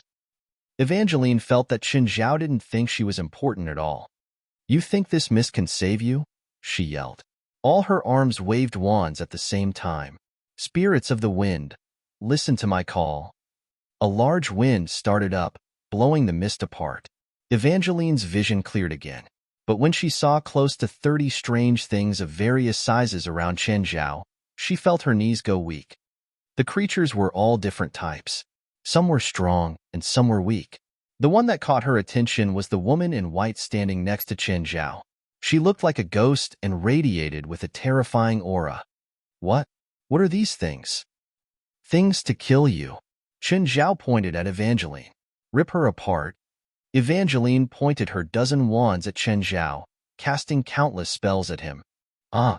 Right then, Jessica started moving. She let out a shrill cry. The shriek seemed to tear apart the air and spread forward. In an instant, those dozen spells were destroyed by the sound waves. As if suffering from a windstorm, Evangeline was covered in injuries. This was such terrifying power. What exactly was that woman? She definitely wasn't a ghost. A ghost didn't have this kind of power. Merely her scream could scatter a dozen spells at once. Run. I can't stay here. I'll really die. Evangeline turned to flee, but then a huge creature stopped before her. This demon was called the Boar King. But despite the name, it was just a pig, an inferior demon. Boar Kings were actually very weak, but its skin was thick and tough. It was big too. If it was given an iron-toothed rake, it would look like the pig, Zhu Beiji, in the Journey to the West. Evangeline crashed against the Boar King's stomach. The demon didn't budge while Evangeline ricocheted back. She wasn't willing to give up. Evangeline cast another spell at the Boar King. However, her spells practically had no effect against demons. After all, a human couldn't compare to the endurance of demons. The spells of the human world were mostly the watered-down versions. The Boar King crashed against Evangeline. She hurriedly grabbed its tusks, but the Boar King's momentum was too big. She kept retreating, unable to stop. The next moment, the bloody hunter's claw grabbed onto Evangeline's back. Her many arms were broken directly. A two-headed snake wrapped around the lower half of her body. She fell to the ground and the Boar King slammed down on her, even crushing the two-headed snake. Evangeline cried out in pain. Don't kill her. We haven't started yet. Ever since the Bloody Hunter was summoned by Qiangliu 3 times, and news spread through town that he could get a demonic crystal every time, all the demons in town anticipated for Qiangliu to summon them. The chance finally came, but he'd summoned a bit too many demons, while their opponent was actually this weak. Evangeline was on the ground before most of the demons could act. How could this be? This was practically wasting their chance to have fun in the human world. No, they definitely had to show off before the living Lord. If they didn't do anything and returned to hell empty-handed, it would be embarrassing. Living Lord, check out my trick, the death penetration. Evangeline's head was stabbed by a demon's horn. Check out my spiral of despair. Mine is death penalty. My trick? Finally, Evangeline's body was shattered, and she was on her last breath. She's close, Jessica said, glancing at her. Chunzhao finally walked over to Evangeline. How is it? Does it feel good to go through the whole thing? Evangeline looked up with half-closed eyes. Her limbs were practically all destroyed. Her body had a million holes. No matter how strong her vitality was, she wasn't actually immortal. She would die as well. These serious physical wounds were fatal to anyone, including her. Who are you? I am the bringer of justice. Suddenly, Evangeline's broken body shot up. I curse you. But her head happened to get sucked into the mouth of gluttony. Her head was stuck in there while her body kept wriggling, seemingly struggling for the last time. Why don't you finish your curse? This makes me uncomfortable. The mouth of gluttony opened to the max and swallowed Evangeline whole. Chun Zhao sat on the ground, feeling very, very full. You guys line up. Each one gets a demonic crystal. The moment Evangeline was destroyed, Chun Zhao realized that the metal box in his spatial ring had a new crystal. It wasn't a demonic crystal, but an angelic crystal. A perfect angelic crystal. It wasn't only one either. Instead, it was 4 or 5 perfect angelic crystals stuck together. After he rewarded the demons, he sent them back to hell. Only Jessica remained. Chun Zhao made her stay specifically. Jessica, how is the fight between Lord Zofie and his neighbor? The Lord has the upper hand, but they are very strong as well. It's hard to determine the victor yet. I have a fatal weapon, but I'm afraid you won't be able to take it to hell. What weapon? Perfect angelic crystal? Jessica gasped. You have perfect angelic crystals? Yes. I cannot take it. That thing will cause enormous damage to me. Then I'll bring it the next time I go to hell, but don't summon me too suddenly. Have Abitos tell me beforehand.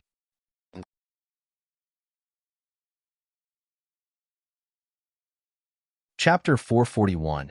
He's probably dead. Chapter 441. He's probably dead. The fog has dissipated. I wonder what's happened inside. Should we go in and take a look? What if Chen lost? Sienna and Cheryl were both worried and scared. After all, they had seen for themselves how terrifying Evangeline was.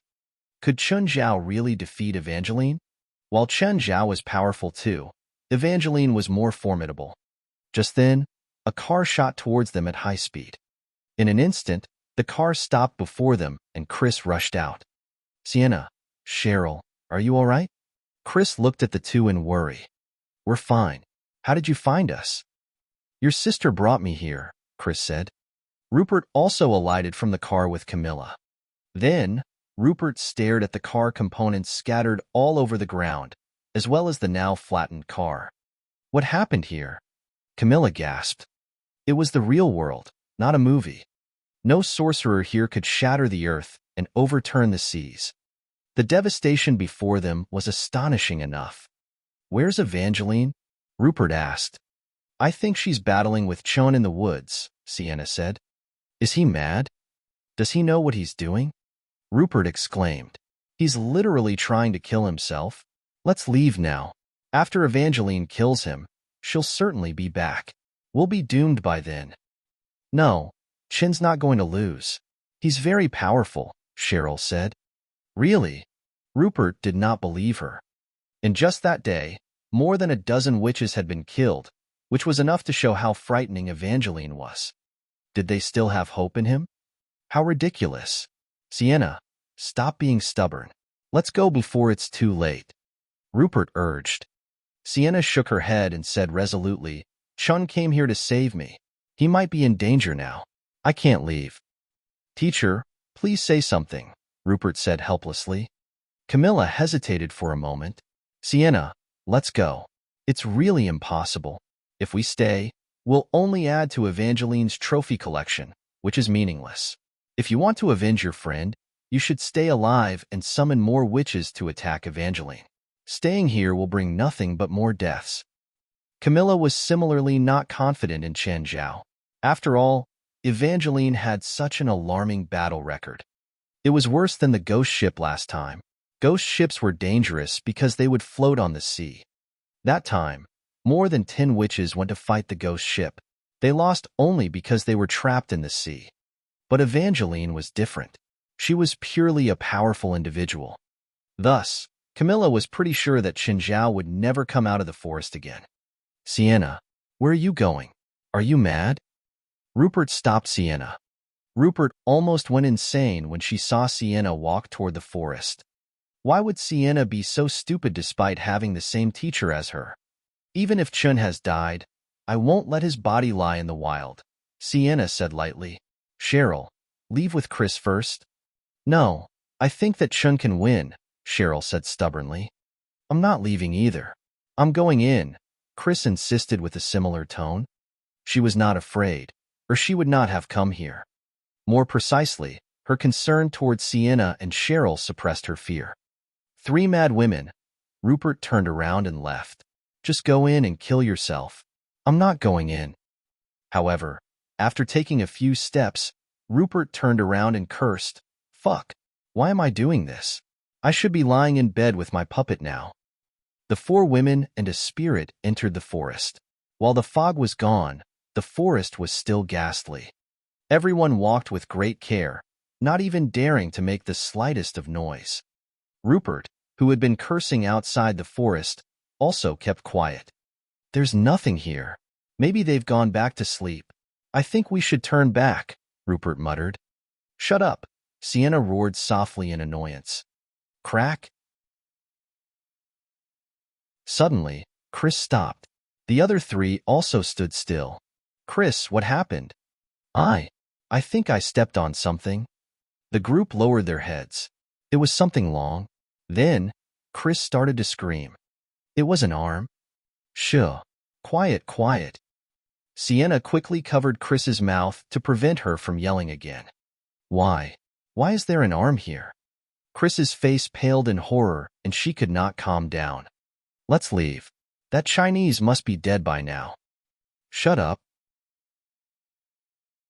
Ignoring Rupert's reaction, Sienna, Chris, and Cheryl were determined to keep moving. Whose arm was that? Rupert asked. None of the three answered or was willing to answer. I think it belongs to a female, Camilla said. Sienna's eyes brightened. Teacher, you mean that wasn't Chin's arm? No, a man's arm should be thicker than that, Camilla said. So Qin managed to pull Evangeline's arm off during the battle? You left too quickly today to hear about it.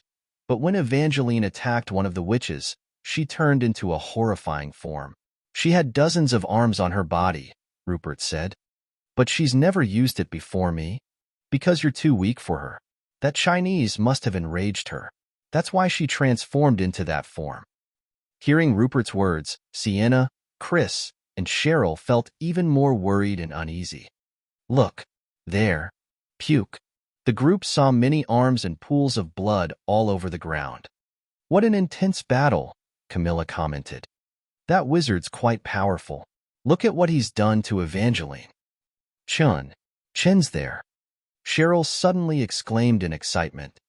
Everyone saw Chen Zhao sitting under a tree. They charged forward at once and Sienna tried to pull him up from the ground. Chun, what happened? Chun, wake up.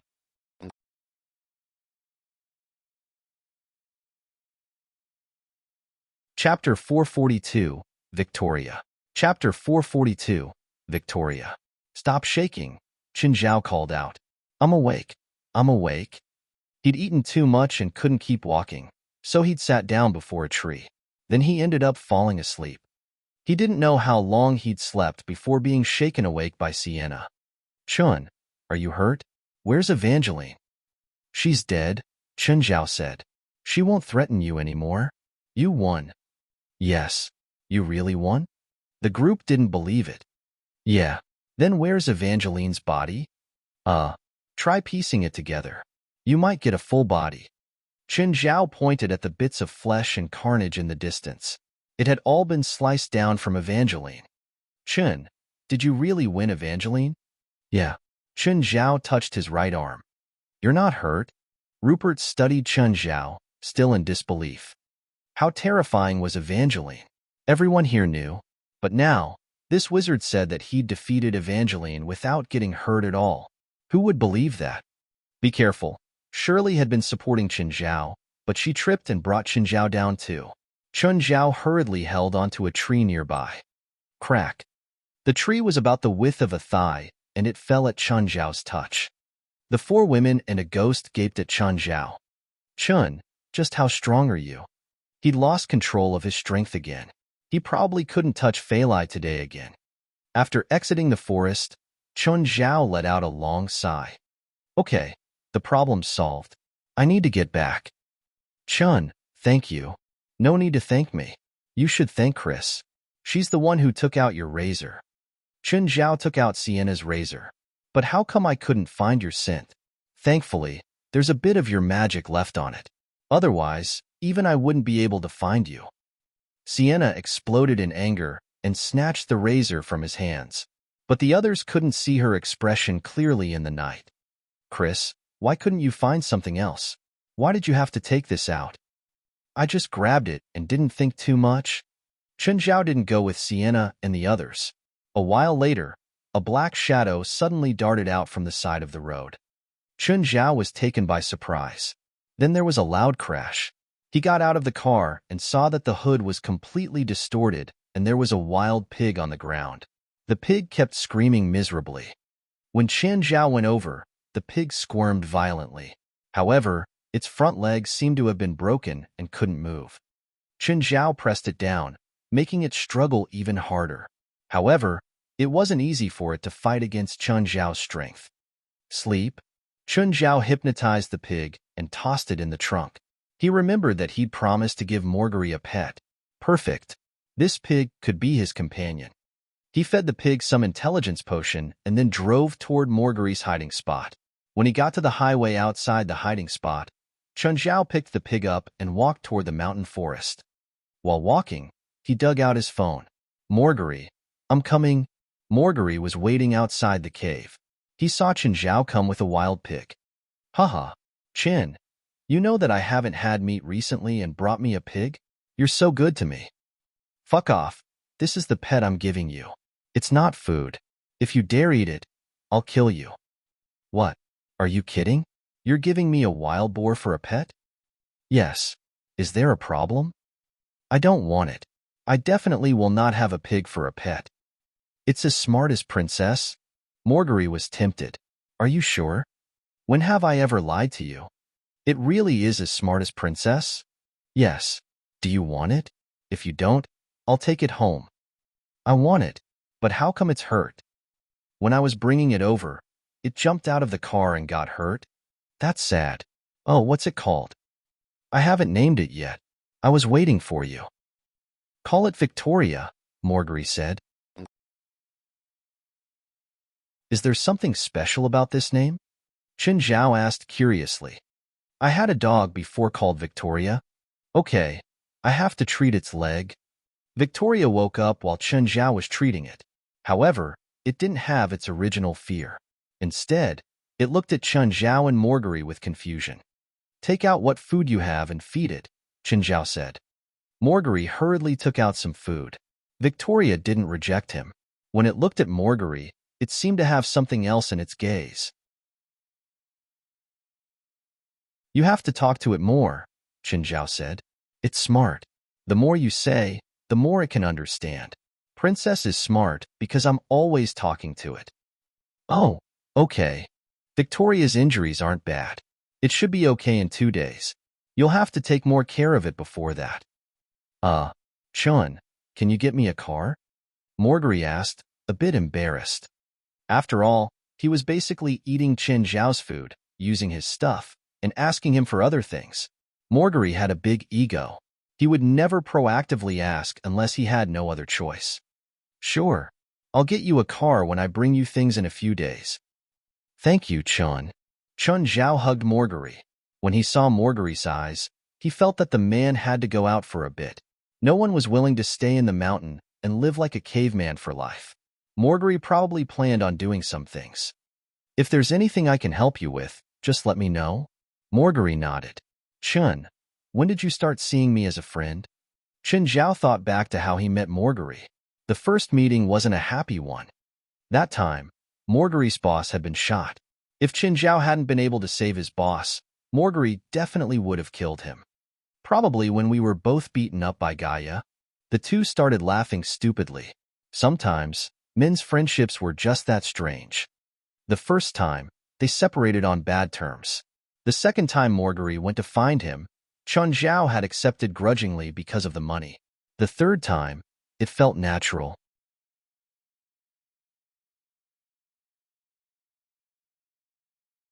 Chapter 443, Slave Owner and the Madam. Chapter 443, Slave Owner and the Madam. When Chun Zhao returned home, Fei Lai was still awake. She immediately went to prepare dinner for him. Fei Lai, wait, I have something to show you. What? To be accurate, it's not a thing, Chun Zhao said, smiling. Let me go to the basement. Chun Zhao rushed downstairs. After a while, he brought 10 underlings from the basement. What are these? Fei Lai was not scared of the 10 strange little things beside Chun Zhao. After all, she had seen things that were much more terrifying. The 10 underlings did not look very frightening. Of course, they were not cute either. They're called underlings. Starting today, they'll be our servants, Chun Zhao said. Do they have names? Nope. Then can I give them names? Of course, but don't pick anything complicated. I don't think they can remember those. Are they very dumb? Actually, they're smarter than Princess, but they generally do not have names. They live in groups and have a very weak concept of individuality. It's like a nest of ants. Will you name every ant? But I just want to name them. No problem, Chun Zhao said with bitter laughter. It was one of the few times when Fei Lai was playful. Chun Zhao waved his arm and the 10 underlings stood before them in a row. Master, madam, they sound weird. They can't speak any human language. To be fair, they spent quite a long time just to learn those 2 words. Then how should I ask them to do stuff for me? That will be easy. They're very talented in this area. To be blunt, underlings were professional servants in hell. They could complete any manual work to an outstanding extent. If an underling lost its job, it would lose its significance. They would even give up and feed themselves to wyverns. Perhaps that would be their last contribution in life. Although they could not speak any human language, they were not stupid. If required by their job, they would very quickly adapt to any new environment and language. From today, you'll be the slave owner, madam. No, that sounds so ugly. Then, Chun Zhao and Fei Lai brought the 10 underlings around the house, teaching them some general knowledge in the meantime. Of course, Chun Zhao and Blackie had already taught them most things in the crevice. All they lacked now was practice. For example, if there was a visitor, they had to hide and make sure that they would not be discovered. In addition, when Chun Zhao and Fei Lai were not at home, they had to take care of the pets. They learned this really quickly. After all, most of them had the experience of raising wyverns. With the underlings to look after the pets, Chun Zhao no longer needed to bring them whatever he went. In the past, Chun Zhao was worried that his pets would not take care of themselves or would destroy the house if left alone. Take Black Ma and White Ma, for example. Although they seemed lively, they were still somewhat sensitive. For example, they would feel sad if they saw Princess being praised. Chun Zhao and Fei Lai liked to lean against Princess. Knowing this, the silly twins would mimic Princess's posture every day and lie before Chun Zhao and Fei Lai, hoping that they would lean against them instead. To be honest, while they were huge, they were much less comfortable to lean on. Half of Princess's body was fat, which made her really soft. In addition, the silly twins could not maintain any posture for more than 5 minutes before they had to move. On the other hand, Princess would not sit if she could lie down, would not stand if she could sit, and would not move if she could stay still. She was literally the land version of Amon. Lastly, because the house was so large, most areas required regular cleaning. With underling helpers, this would become much easier. The next day, once Fei Lai and Chun Zhao got out of bed, a few underlings immediately came in to tidy their bed and wash their pajamas. Then, they prepared breakfast for the pets and ready toiletries for the 2. They finished everything without any reminder. To underlings, these were basic work. They could understand them without any commands. Fei Lai finally experienced what it was like to be a master. The underlings really knew how to take care of people. They would not even stop for a second. A, B, C, D, E, go and fertilize the plants around. Metal, wood, water, fire, earth, go and clean the entire house. Also, change and wash the quilts. Upon receiving Chen Zhao's order, the 10 underlings began working at once. Chun, are you going out today? Yes, Chen Zhao nodded, but not so early. All right, I'm going to work now. See you. Chen Zhao kissed Fei Lai and watched as she left in her car. Shortly after Fei Lai left, a truck came. Gaia alighted from the truck. Chun, I've brought you your special fitness equipment according to your request. A few workers walked up and asked, Sir, where should we place the equipment? Just carry them down and place them on the ground, Chen Zhao said. Sir, the equipment is very heavy. We need machines for loading and unloading. Are you sure you don't need us to deliver them into your house? Just listen to him and place them on the ground. All right. The workers placed the fitness equipment before the villa. After receiving a tip from Chen Zhao, they left. How much does all this cost? 20,000. I don't have that much cash. I'll transfer you later. You sure you can use these? Gaia stared at Chen Zhao. The smallest piece of equipment was a 300-kilogram dumbbell. As for the barbell, the bar alone was 3 meters long and 10 centimeters in diameter. It was difficult to even hold it with one hand. The bar itself weighed 50 kilograms. The smallest weight was 100 kilograms heavy, while the biggest was 500 kilograms, and there were 20 pieces of them. Chen Zhao grabbed the bar and started to add the heaviest weights. 1, 2, 3. Chen Zhao placed 4 pieces on each side. With the weight of the barbell now weighed over 4,000 kilograms. Gaia stared at Chen Zhao. Can he really lift such a heavy object? No way. No human can lift this.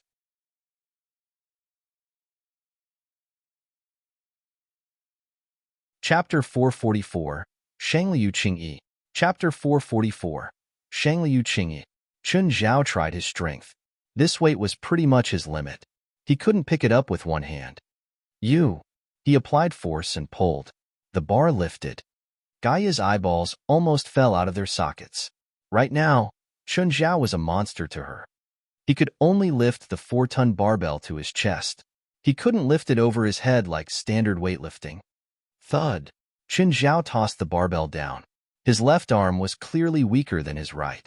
Of course, he was already strong enough for regular situations. Right now, I'm doubting if you're a human. Well, I'm not a regular human. Is it possible for me to reach this level? Chen Zhao thought about it and replied, My situation is a bit special, but you can still surpass your current limit. How much will it cost? Train Tiger well, how about that? I'm only in charge of his technique. You're definitely more professional in terms of strength and fitness. Then after he recovers fully in a bit, I'll train both of you for fitness. Gaia nodded. Chen Zhao agreed to her request because of their friendship, so she wouldn't take advantage of it. After sitting in Chen Zhao's house for an hour and touring it, she left. Chen Zhao didn't plan on moving Gaia's equipment into the house. It would damage the infrastructure if it fell onto the ground. He planned on just leaving it outside. After exercising for half an hour, he started getting ready. He washed up and put on a casual outfit to go out. He always cared about his appearance. Whether he went out for work or visiting friends, he would always tidy himself up. Today's schedule was to visit the Shan family. Yesterday, Shan had called, saying that his father's situation may have changed. Chen Zhao had to go look. When he reached the manor, the atmosphere was still heavy. They were the mafia, after all. But Chen Zhao was a regular guest, so he was led into the manor after a slight check. Mr. Chen. Shan went over to him and shook his hand. Chen Zhao had proven his abilities in the past few months. Shan's father had been declared to only have 3 months left, but Chen Zhao had already stretched out that number. Thus, he also gained Shan's trust. Shan would notify him immediately about his father's condition. Mr. Shan, how is your father? I don't know about the specifics, but according to the servant taking care of him, his facial muscles keep twitching. When did it start? Yesterday. Shan took Chen Zhao to Old Shan's bedroom. Old Shan was in the wheelchair, as always, and had 2 servants beside him. Shan waved his hand and the servants left. Chen Zhao went over to check Old Shan's pulse, heartbeat, and tongue. Then he asked, What has old Sean eaten these past few days? Are you saying that he was poisoned? No, it's just a routine question. He would have a daily bottle of nutritious liquid and oatmeal with some meat. It's like that every day. Anything else?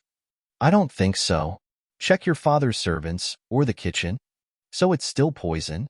It's only a minor amount of poison from red spider lily, Chun Zhao said. The red spider lily had a more well-known name, hellflower. Of course, it wasn't able to actually send you to hell. It could be put in medicine but had certain toxicity. It was pretty widespread, though it was mainly produced in Southeast Asia. It wasn't a rare type of plant. The hellflower wasn't highly poisonous. Of course, if you consumed too much or had health like old Sean, it could still easily be fatal. The person who did this was very careful. Old Sean only showed slight symptoms as well. After giving old Sean some antidote, Chun Zhao gave Sean some advice. Mr. Sean, I shouldn't get involved in your family matters, but I hope you do things after investigating fully instead of killing everyone related.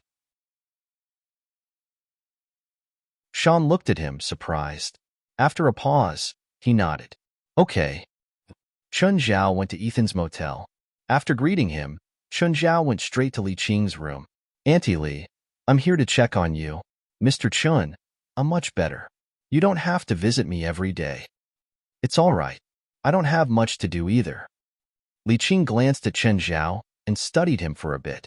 Mr. Chun, you seem well today. Your brows are smooth. The shadows from earlier have disappeared. Did you solve some big problem? Chun Zhao smiled. Li Qing's eyes were as sharp as ever. I took care of that thing. You did it by yourself? No, I had some friend. Mr. Chen has wide connections, as expected. Oh, did you read the scriptures of my Qingyi sect? I read some. Is there anything that you don't understand? Chun Zhao listed everything that he didn't understand, and Li Qing answered them one by one. The Qingyi sect wasn't a big sect in China. It had experienced many ups and downs to be passed on to the present day. Its style was small but detailed. It didn't have any majestic or shocking spells. Most of the techniques were used for individuals, with some auxiliary techniques mixed in. This had something to do with the founder of the Qingyi sect, Xiangliu Qingyi. Rather than the evil god by the same name, this man was from the end of the Tang dynasty. At first, Xiangliu was the heir of the Mai sect. He was greatly talented and received the true inheritance of Mai. Then he left the mountain and wandered through the world. He became known for his medical abilities and saved many lives. Because war erupted often, the commoners had difficult lives. Xiangliu started his own sect and took up Qingyi as his title. Xiangliu was the title given to him by his teacher in the Mai sect. He kept this name to show respect for the Mai sect. Later, people referred to the founder of the Qingyi sect as Xiangliu Qingyi. He'd read many medical books. So many of the Qingyi sect's techniques were related to medical practices. It also contained the techniques of the Mai sect, so it was also able to defeat demons. The Mai sect was actually a branch of the Mao Mountain School, which was part of Taoism. Xiangliu Qingyi had started his own sect, but he never declared that he'd left the Mai sect. Thus, Qingyi and Mai were both closely connected to the Mao Mountain School. Chun Zhao could also tell from Li Qing's words that she guessed the Mai sect, or Mao Mountain School, had suggested Xiangliu Qingyi to found the Qingyi sect. The reason didn't have anything to do with modern-day matters, so it was just a topic for chit-chat. Chun Zhao and Li Qing weren't historians. They didn't have to be completely clear about things that had happened more than 1,000 years ago.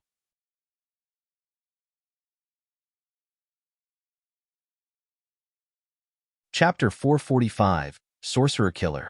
Chapter 445, Sorcerer Killer. After Chun Zhao left the motel, he received the invitation. He was greatly enlightened by the conversation with Li Qing. Li Qing was kind of his senior, and she had displayed an excellent understanding of the spells of Qingyi sect. Of course, this was not to say that Li Qing was powerful. In fact, Li Qing's combat power was probably much weaker than that of Chun Zhao. But it was only because the spells of Qingyi sect were not designed to be used in combat. Of course, Chun Zhao did not learn every single spell from the conversation. His inadequate magical power was the real limiting factor. Nevertheless, Chun Zhao found the spells really useful for medical treatment. For example, if he were to encounter Hoffman's situation again, he would be much more confident. Ms. Rupert, may I ask how's it going? Pierce South called Rupert again. When Rupert heard his voice, she was enraged at once. I've already attacked him, and I failed. According to our agreement, you need to pay me the remaining balance, Rupert said. What? You failed? Ms. Rupert, you must be joking. You're a famous witch in L.A. Why would you lose to that Chinese? What do you know about that Chinese? Rupert sounded more and more displeased. Chen Zhao was an out-and-out monster who even killed Evangeline. She had already attacked Chen Zhao twice, both of which failed. His magical resistance was too high. According to Sienna, he even had the incredible strength to fight with Evangeline head-on. If she really irritated Chen Zhao, he might just tear her to pieces. Anyhow, Rupert was determined that she would never attack Chen Zhao again. No matter what, he's just a wizard. Wizard? Just a wizard? Rupert was mad. I cast a curse from his back, and he actually told me that my curse tastes nice. Do you know how I felt? I'm not even thinking about finding him for revenge now, but finding you. Pierce almost dropped his phone on the floor. Was that Chinese really so scary? You better pay me the remaining amount, or I'll find you, and then tell the Chinese your whereabouts. I believe he'll be happy to pay me for that. All right, I'll pay you. Pierce did not know if Rupert was blackmailing him. Perhaps Rupert did not even attack Chen Zhao. Perhaps it was just blackmail. But Pierce had no choice. After all, who asked him to find Rupert? If he rejected this, Rupert might really expose him to the Chinese. Nonetheless, Pierce was even more dissatisfied. Suddenly, Pierce had an idea. He would not find another witch in L.A., lest he be cheated again. How about a foreign association? As a wizard, Pierce more or less knew some supernatural people or information. Sorcerer killer? That would be expensive. Is it really worth it? Pierce fell into silence. Sorcerer killers were obviously hired to kill sorcerers. Of course, sorcerer killers were sorcerers themselves, which was exactly why they knew the weaknesses of sorcerers. After making up his mind, Pierce logged into a website and issued a post. Soon, he received a call. It was a woman's voice. Did you make the $1 million offer? Yes, Pierce answered. 500,000 deposit. Tell me the target's location, identity, and power. If I succeed, I'll find you for the remaining amount. If I fail, I won't disturb you again. Are you sure you can complete the task? The witch I hired previously took my money without attempting the task. She even blackmailed me. I can only promise that I'll try my best to complete the mission. You can check my history. I have a 100% success rate on my 9 missions. I won't destroy my perfect record just for 500,000. That's great. Gritting his teeth, Pierce paid another 500,000 and sent Chen Zhao's information to the killer. When Chen Zhao got home, Abitos crawled to him and placed his forelimbs on Chen Zhao's body. Ada, Father said that he'll summon you to hell tonight. Okay, at midnight still? Yes. Chen Zhao summoned Samuel. Samuel, I need the skeletons of demonic beasts, preferably those with magical power. You need to trade something with me. Those skeletons are just piled up before your place. Don't you feel embarrassed for being so greedy? Why would I be embarrassed? They still belong to me, even if they're useless. Also, I've made my investigation. Fried chicken drumsticks and ham sausages are just ordinary food. You've been using cheap items to trade with me. Samuel stared at Chen Zhao with righteous indignation. Wait, you're the one who wanted the trade, not me? I don't care. I feel deceived. Fine. So the deal is off then? Forget it. I'll find another demon. You're not the only demon in hell. I don't accept this. Who dares to trade with you? Do you believe that I'll go and destroy the true forms of those petty demons around you now? Chen Zhao suddenly took out the enormous piece of perfect angelic crystal. What did you say? Repeat that. Wait, take that away from me. Damn, why do you have such a holy object? Samuel wanted to escape, but Chen Zhao grabbed his neck. He could not break free at all. The other pets in the house had long fled from the place. None of them would stay in the living room. The entire villa was enveloped in a holy aura. Samuel was both the weakest and the strongest demon present. Moreover, he was closest to the perfect angelic crystal. The Samuel Chen Zhao was holding was only a projection, but just like a person's limbs, it would affect his true form. Samuel's true form was in as much pain as his projection. Of course, the perfect angelic crystal was far from enough to kill Samuel. His true form would continuously send power to his projection, which was therefore unkillable. Precisely because of that, however, he would consistently receive damage from the perfect crystal. Fine. I apologize. Then let's talk about the deal.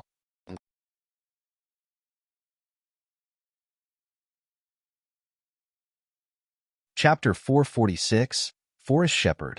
Chapter 446, Forest Shepherd. I want 100 cows.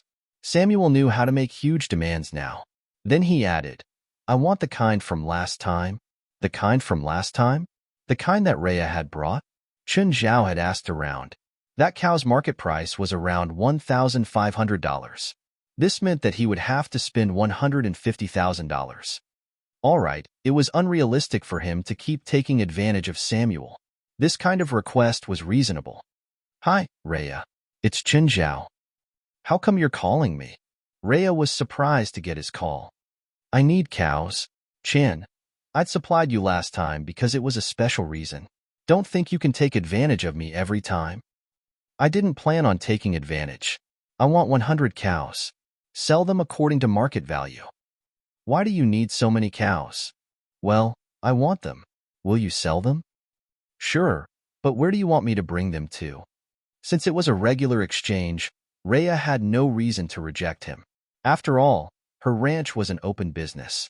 100 cows was only small business, but she'd attended Chen Zhao's party, so she still had to help him. Take them to my house. You don't plan on raising cows near your house, right? I've been there. It's not suitable for cows. The salt content is too high. It's difficult to plant trees, let alone ranch pastures. Plus, you know the smell too. I advise against raising cows in your own house. You got it wrong. I don't plan on raising them. I just need beef. Beef? You want to feed everyone in town to eat beef? It's a personal need. Anyway, transport them over. Fine. An hour later, Rhea drove 2 trucks over. These were specially for transporting cows. They were up to 20 meters long and had 4 levels. One truck could fit 50 cows. Just put them here? Rhea asked. Leave the trucks here for now. I don't want to let them out and shit everyone. Even inside the truck, they already had a strong smell. If they were released, the surroundings would probably all be polluted. Even though their manure was good fertilizer, Chen Zhao really didn't want it.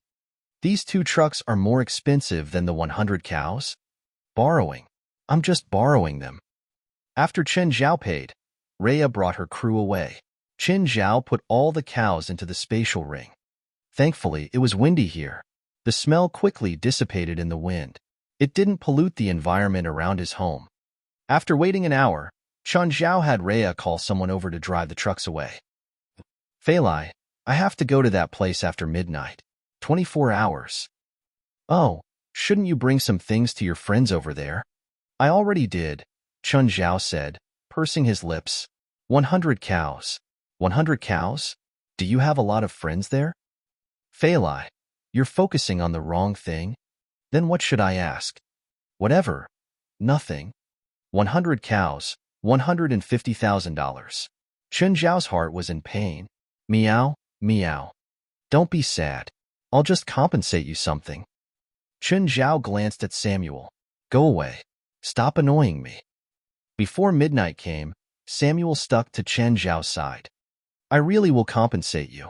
What do you want? I'm serious. I swear as a demon king. Samuel might have thought that he'd really made a huge demand this time and felt bad. How about I give you a forest shepherd? Samuel asked. What's that? Those tree people you saw when you came to hell that day. They're the forest shepherds. What do? They can take care of the plants nearby. Like, They can control what plants need what nutrients. A forest shepherd can control an entire forest. Chun Zhao was tempted. His house was built, but it lacked greenery. After all, turning a place green couldn't be done in a day. His original plan was being able to see verdure when he looked in the back. But because of the soil here, the backyard was still very empty. The bushes he'd planted were sparse too. It would be difficult to have changes in the next few years. If he could have a forest shepherd, this might change. Are you sure they can adjust to the soil and environment of the human world? Of course. They're not demons. They're not demons. They're a type of tree spirit and can adjust to any environment, even deserts. They can also change themselves to adjust to the environment. Okay. Since you're so sincere, I'll manage to forgive you this time. You forgave me? Yes. Then can you give me some spices? Shit. Chun Zhao should have known that this bastard was taking a step back and apologizing to him for an ulterior motive. He wanted spices from the human world, but those who took from others had to give in. Chun Zhao could only go to the supermarket and buy all the spices there. When the worker saw him take all the spices, he thought Chun Zhao had gone crazy. But it's Obito's dad summoning me this time. Do you know where his territory is? I don't need to know. I only have to remember your smell. I can find you even if you're on the other end of the blood sea. Oh, Obito's dad is fighting with one of your subordinates. Don't get involved. Adults never get involved in children's fights, Samuel said indifferently. To Samuel, Beelzebub Zephi's war with his neighbor was like kids fighting. Chun Zhao waited until midnight. The summoning came as planned. Kaboom! A giant explosion sounded in his ears. The ground shook as well. Chun Zhao felt that the tall platform under him was breaking apart. It wasn't just a feeling. It really was breaking. Help! Chun Zhao freaked out. A 100-meter tall monster was ramming against the platform. The ground slipped away from him. He started falling toward the beast's head. This beast was Lord Logan's true form, a huge black lion. When Chun Zhao fell on his head, Logan also noticed him. I'd heard long ago that Beelzebub Zephi knows a living being. Logan's voice boomed in Chun Zhao's ears. It really is true.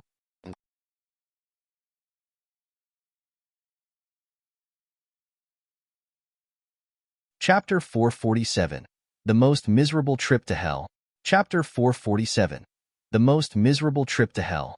Just then, Beelzebub Zephi and Horus transformed into their true forms and leaped at Lord Logan. Clearly, they did not expect Logan to suddenly attack them during Chun Zhao's summoning. As a result, Chun Zhao was captured. He lay on Logan's head, holding on to his mane tightly. With his current power, Chun Zhao was not much better than an ant before a real superior demon. Leave the living. Beelzebub Zephi attempted to bite Logan, but all he received was a scratch on the face. Beelzebub Zephi did not dare to use full strength, given that Chun Zhao was on Logan's head. He and Horus only wanted to get Chun Zhao back. Logan knew that too, so he was not planning to fight at all. Whoosh! Flapping his black wings, Logan was already thousands of meters away. With his bloated body, Beelzebub Zephi was too slow to chase Logan. Speed was not his forte. On the other hand, Horus dove from the sky and gave chase. Her speed was not slow, even very fast. However, just then, a few superior demons blocked her path. They were there to help in Logan's retreat. But could they stop Horus? Certainly not. Horus was a fire dragon, in addition to being a superior demon. She was one of the strongest demons below demon kings. Equals. Blocking Horus with a few superior demons was similar to blocking a fierce tiger with a few dogs. The few superior demons only managed to be a foil for Horus' powers. However, with just the few minutes that they had delayed, Logan made his getaway. Logan, I'm going to burn you to ashes. Come back. Come back. You coward. Bastard. Logan knew that there was no turning back. Horus and Beelzebub Zephi must have launched an attack on his territory. From their insane status just now, it was clear that they would not give up until one of the parties was annihilated. Human, work with me. I will give you whatever Beelzebub's a fee would give you.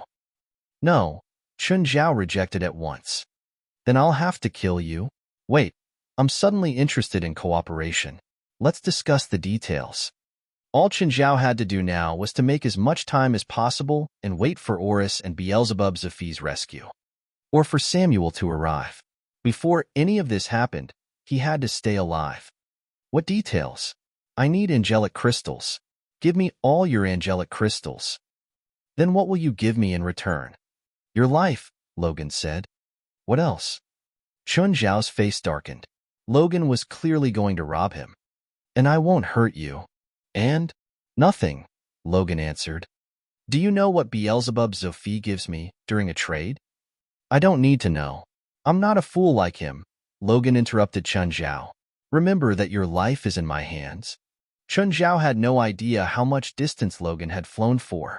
Finally, he stopped in a mountain forest and turned to normal form. Logan's normal form was 3 meters tall.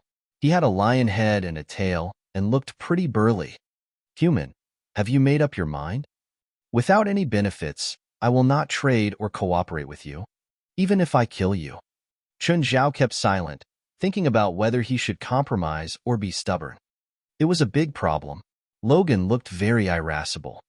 Chun Zhao really suspected if he could survive a single blow from him. Fine, I'm scared. Chun Zhao took out an angelic crystal and Logan grabbed it. He seemed disgusted, but he did not run away from the crystal like most demons would. More? Don't tell me you only have one. I indeed only have one, Chun Zhao said helplessly. One is not enough to keep your life. Chun Zhao unwillingly took out another piece. You've just shattered my impression of demons. Petty human, this is hell. A great lord is standing before you. Not every demon is as abject as Beelzebub Zephi, Logan announced proudly. Logan is as sickening as those racists. I don't understand why a human can be so respected in hell. How ridiculous and foolish. Logan stared at Chun Zhao from above. Give me all your angelic crystals. I know you have more. No, I don't. No, you do. Beelzebub Zephi and Oris would not have been so aggressive unless they have more angelic crystals. Chun Zhao looked at Logan. What if I'm not giving them to you? I have many ways to make sure you do. With a ferocious smile, Logan pointed his finger at Chun Zhao's chest.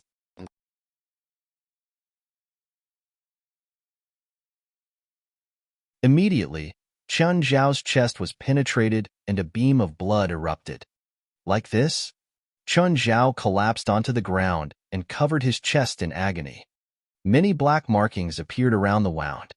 Logan stepped on Chun Zhao with one foot and looked at him from above. Human, never challenge me. My temper isn't great. Chun Zhao vomited some blood from his mouth, but he stared at Logan with an unyielding look. If I have the chance, I'll repay you with pain that's 1,000 times worse than this. Haha, human, do you really think you'll have the chance to avenge yourself? Logan laughed wildly. Logan lowered his body and scratched Chun Zhao's chest with his finger. His claws were sharper than the sharpest dagger. He really enjoyed torturing and killing the weak. When you've made up your mind, I'll give you a quick death. Chun Zhao panted loudly as severe pain struck each of his nerves. You better kill me quickly, or you'll lose the opportunity to. Chun Zhao gritted his teeth, his face filled with ruthlessness. No, I shall torture you slowly. Not just your body, but also your soul. You'll suffer eternal torment. Accept your fate.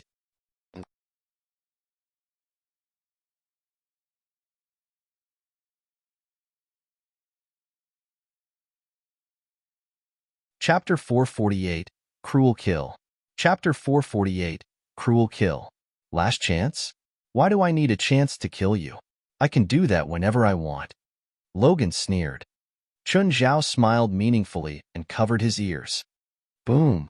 The next moment, Logan's body flew out like a kite with a broken string. Completely shocked, he looked at the black shadow that appeared before him. The black and deep power was filled with boundless fury. Logan gulped.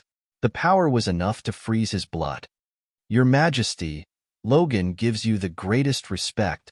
Logan knelt on the ground. Who told you to attack my guest? Samuel stared coldly at Logan. Chun Zhao stood up with difficulty and looked down at his chest. Not only was there a fist-sized hole, but there were also many black threads around it. Samuel, help me look at what this is. Samuel turned and looked at Chun Zhao's chest. He grinned. Not bad. From now on, you'll be my descendant. How about you change your name to Samuel Chen Zhao? What do you think? Fuck off, Chun Zhao said with a dark expression. Logan's knees turned weak. This human was Samuel's guest? But didn't Beelzebub Zophi summon him? How did he become the guest of the King of Wrath? Judging from their conversation, they were very familiar too. What's so bad about being my descendant? You can have a pair of cool black wings. I'm gonna lose my temper. Fine, fine, Samuel said unwillingly. I'll extract the blood of wrath from you later. He pointed at Logan. How should we deal with him? Looking at Logan, Chun Zhao suddenly grinned. However, this moved his injury, and he hissed at the pain. Lord Logan, do you remember what I said earlier? Living Lord, I'm very sorry for my offense. No need to apologize, Chun Zhao said, smiling. I'm a very kind person. I'll never hold a grudge. Logan smiled inwardly. This truly was a stupid human. Samuel, help me capture him. What do you want to do to him? Just hand him over to me. No, this is my personal matter. Samuel reached out. A black shadow broke free from his hand and whooshed toward Logan. Logan was unable to fight off the King of Wrath's restraint. He could only get restrained obediently. However, he wasn't worried. As long as the King of Wrath didn't act, a human couldn't do anything to him. You wanted the angelic crystals? I'll give them to you. Chun Zhao took out the biggest perfect angelic crystal. Logan could feel the pure light radiating from the crystal. It was like a red-hot brand and made him feel extremely uncomfortable. You want angelic crystals, right? You want angelic crystals. For you, all for you. Chun Zhao grabbed the perfect angelic crystal and slammed it down on Logan's head. A few hits later, Logan's head was covered in blood. Force his mouth open, Chun Zhao called. Samuel didn't care if his descendant was willing or not. He forcefully opened up Logan's mouth. Ah no, don't do this to me. I'm willing to submit to you. I'm willing to submit. Logan finally realized the severity of this problem. Chun Zhao didn't plan on letting Logan go so easily. He stuffed the perfect angelic crystal straight into Logan's mouth. Ah arga. Even Samuel, the King of Wrath, found Chun Zhao's actions very cruel. You wanted the angelic crystals. I'm giving them to you. Eat it. Eat it all. Didn't you want angelic crystals? Come on, here they are. All for you. Eat it. Chun Zhao stuffed his hand into Logan's mouth. Logan bit down on Chun Zhao's hand. Chun Zhao was in pain, but he couldn't take his hand back.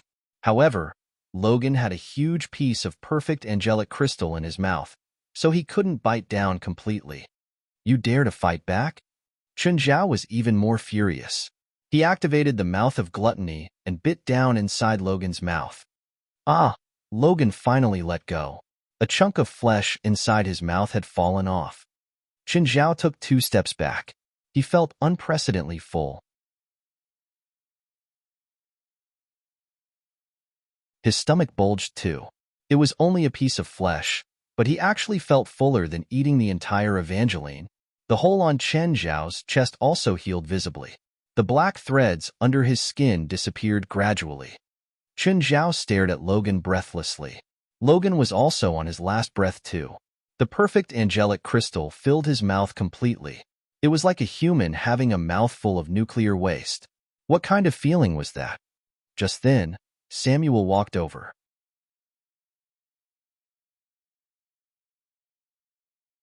He dug out the piece of perfect angelic crystal and tossed it back to Chun Zhao.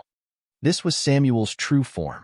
Nothing in this world could hurt him, not even angelic crystals, the so-called demon kryptonite.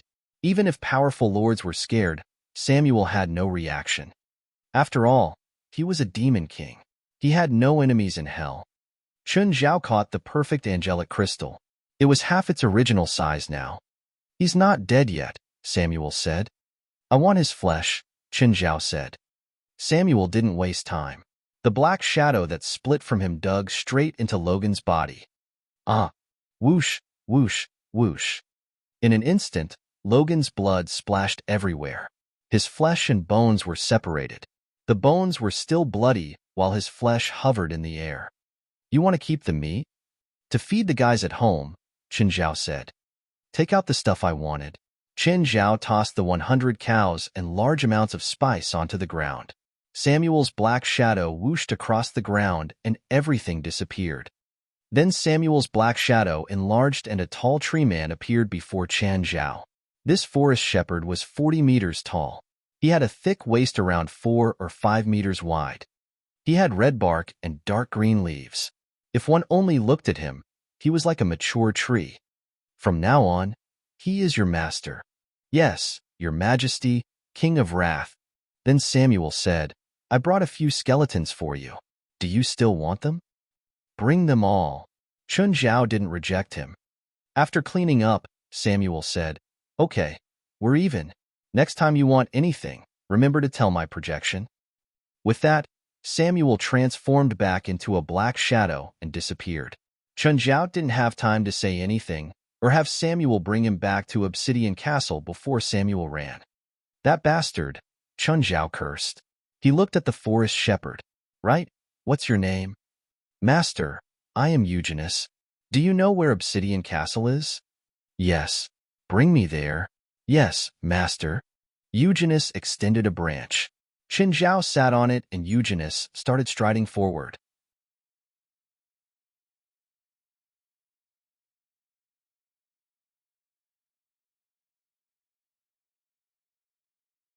Chapter 449, Learning How to Make Gargoyles. Chapter 449, Learning How to Make Gargoyles. Very soon, Qingyi regretted his decision, because Eugenius is really too slow. In an hour, he merely covered a kilometer. Even Qingyi himself was faster than this. With his speed, they would not reach Obsidian Castle in years. Fortunately, Oris found them just then. Human, here you are. Oris' enormous body landed on the ground.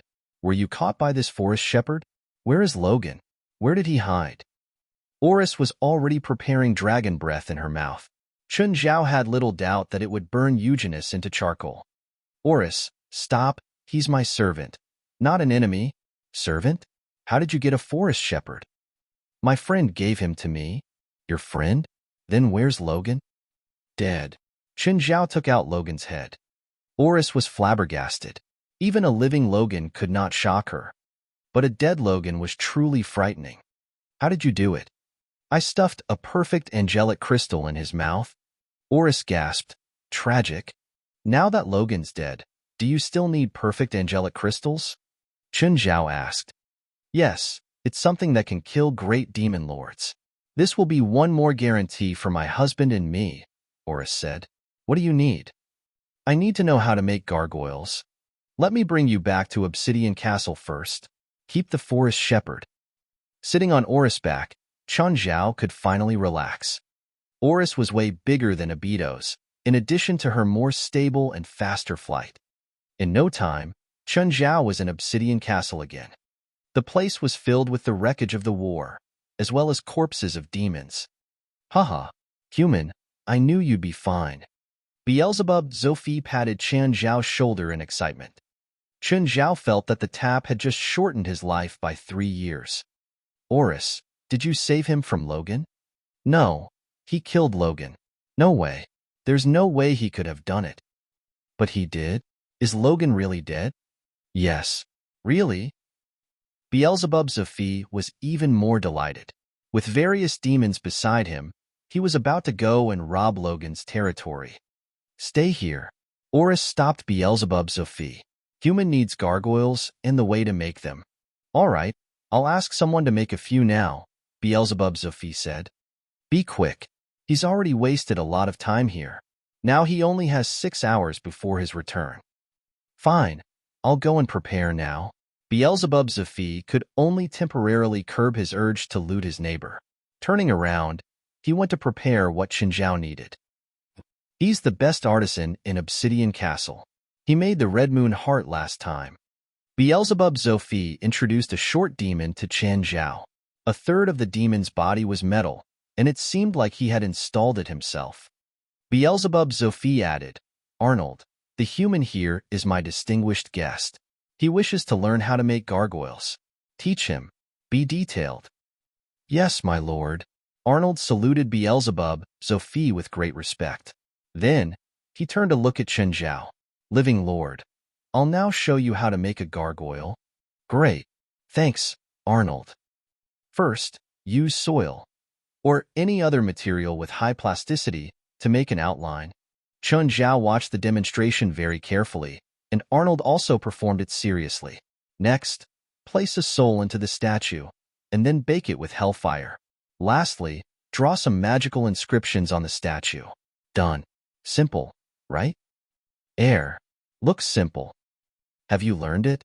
No. Can I watch again? Of course. Firstly. Lastly. Have you learned it this time? Nope. How about now? Can I place any soul? Yes. Must I use hellfire? Hellfire can incinerate any awareness left in the soul, and at the same time combine the soul with the statue. Other flames generally do not have such an effect. Arnold said, "Living Lord, would you like to try it yourself?"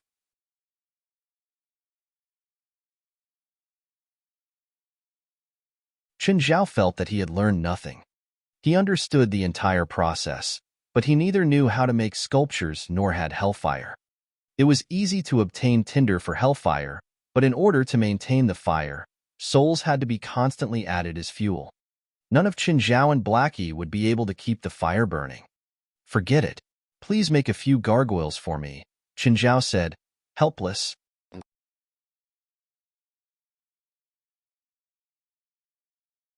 He had already given up on making them himself, which was impossible. Arnold nodded. After asking what Chen Zhao wanted, he began the creation. Gargoyles did not have a fixed form. In fact, they could come in any form. Nevertheless, the soul needed for a gargoyle's creation had to be appropriate, especially in terms of size. A human soul was certainly insufficient to drive a gargoyle the size of the Statue of Liberty. Also, while gargoyles were unkillable, they could be corroded. They could not resist the power of time. Souls would not stay forever. As time passed, they would slowly die. Moreover, they were not perpetual motion machines. The more they exercised, the more their souls would tire out. To be honest, they were very much like cars. They needed fuel to work, and there would be wear and tear. Arnold made 20 gargoyles for Chen Zhao, of which 2 were cyclopes and the rest were bat demons. Chen Zhao decided to give the 2 cyclopes to Blackie to guard the entrance of the space crevice. As for the 18 bat demons, because of their appearance and style, they must not be placed outside the villa, which would be too abrupt and weird. Chen Zhao planned to place the bat demons in the forest around the villa. In this way, even if they were activated, they would not affect the people in the villa. After obtaining the gargoyles, Chen Zhao spent the rest of the time buying hell specialties in town.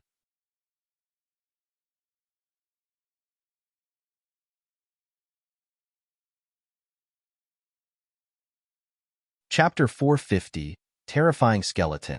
Chapter 450, Terrifying Skeleton. "Human," Beelzebub Zophi said seriously, "you have a share of the war spoils. Next time you come to hell, I'll have it prepared." Bye. Chen Zhao's body disappeared gradually. As soon as Chen Zhao got home, Fei Lai came downstairs. "Fei Lai, how did you know I'm back?" "I had the housekeeper remind me." Chen Zhao caught Fei Lai, who hopped over. "Did you miss me?" Fei Lai didn't speak. She just kissed him deeply. "What did you bring back this time?"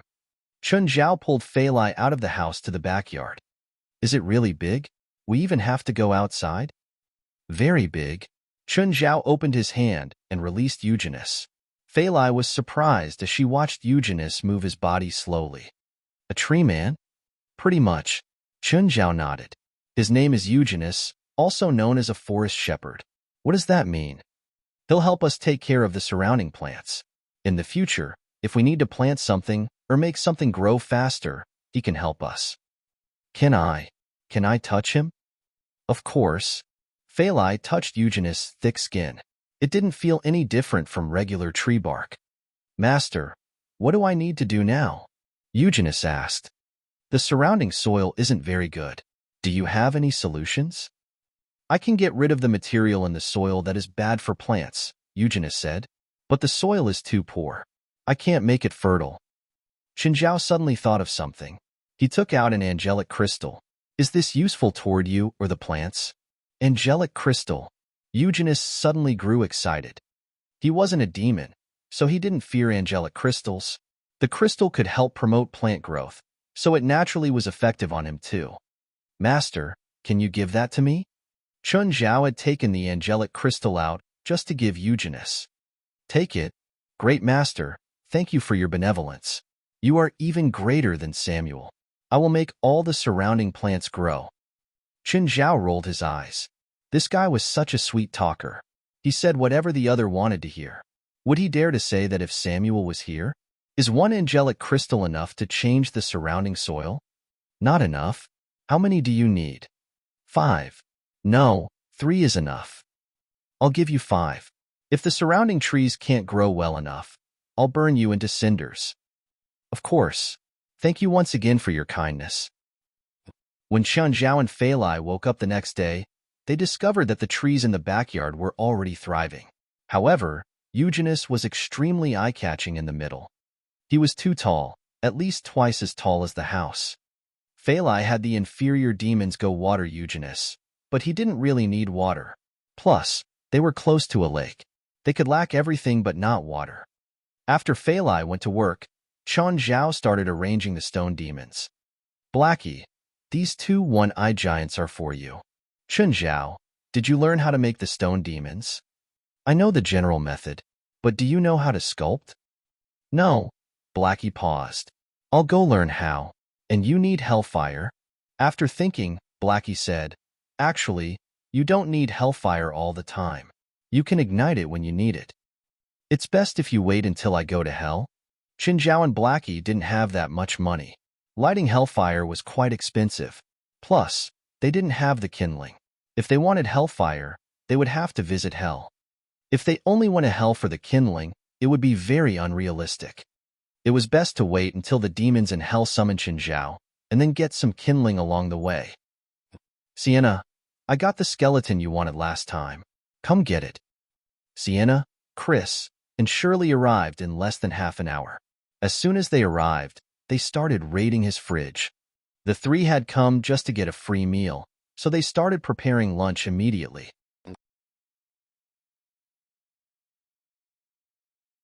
Where's the skeleton you mentioned? Qingyi went downstairs and tossed an armful of bones to Sienna. Sienna took the bones and observed them. What's with these bones? It looks like it's been dead for a long time, and most of the magic had scattered. If I use it to make potions, it won't be very effective. Wait a bit longer. Qingyi went to the basement again and carried up 2 bloody bones. Sienna was shocked. She looked at the 2 bones, not daring to go forward. It's not a human's, Qingyi explained hurriedly, afraid that Sienna would misunderstand. I obviously know it's not a human's. Sienna glanced at him. What kind of creature is it? The magic is terrifying. I can feel my magic resonating with it. Can you use it? No shit. I've never seen such terrifying magic ripples. Did you go hunt it specially? It's probably stronger than Evangeline, right? Evangeline was nothing compared to Logan. Logan was a demon lord. Before him, Evangeline was at most just a small figure. Even Logan's subordinates were stronger than Evangeline. I didn't imagine that there would be such strong magical creatures in this world, Sienna lamented. In the recent century, there are fewer and fewer magical creatures in the natural world. It's getting more difficult to make potions. Chun, you didn't kill this creature just for the magic potion, right? No, it was an accident. I almost died in its hands. It could even put you in danger? Sienna asked, amazed. It was unprecedented danger. In terms of power, I'm much weaker than him. Sienna couldn't imagine how strong the owner of these 2 bones had been. Qingyi didn't know how she would feel if she knew that these bones belonged to a demon lord of hell. When will I get the potion? I need to collect some ingredients. Give me an estimate. Around 2 weeks. Chun, look, I caught a fish. Shirley was in a swimsuit and excitedly swung a catfish around. The catfish was at least 30 or 40 kilograms. It definitely wasn't weaker than an adult human in the water, but Shirley grabbed it easily. Shirley could only play freely at Chunjiao's place. Plus, there were many things to play with here. There was also a group of pets. Instead of being scared, they would have fun with her. After all, regular cats and dogs would all get terrified and escape when they saw Shirley. You're tuning into the Romance Rendezvous YouTube channel. We're so grateful for your support, and don't forget to subscribe to join us on this incredible journey through captivating stories. Your generosity through donations truly makes a world of difference, as it's the primary source of revenue that allows me to expand and enhance this channel for you. Thank you from the bottom of my heart for being a part of this adventure.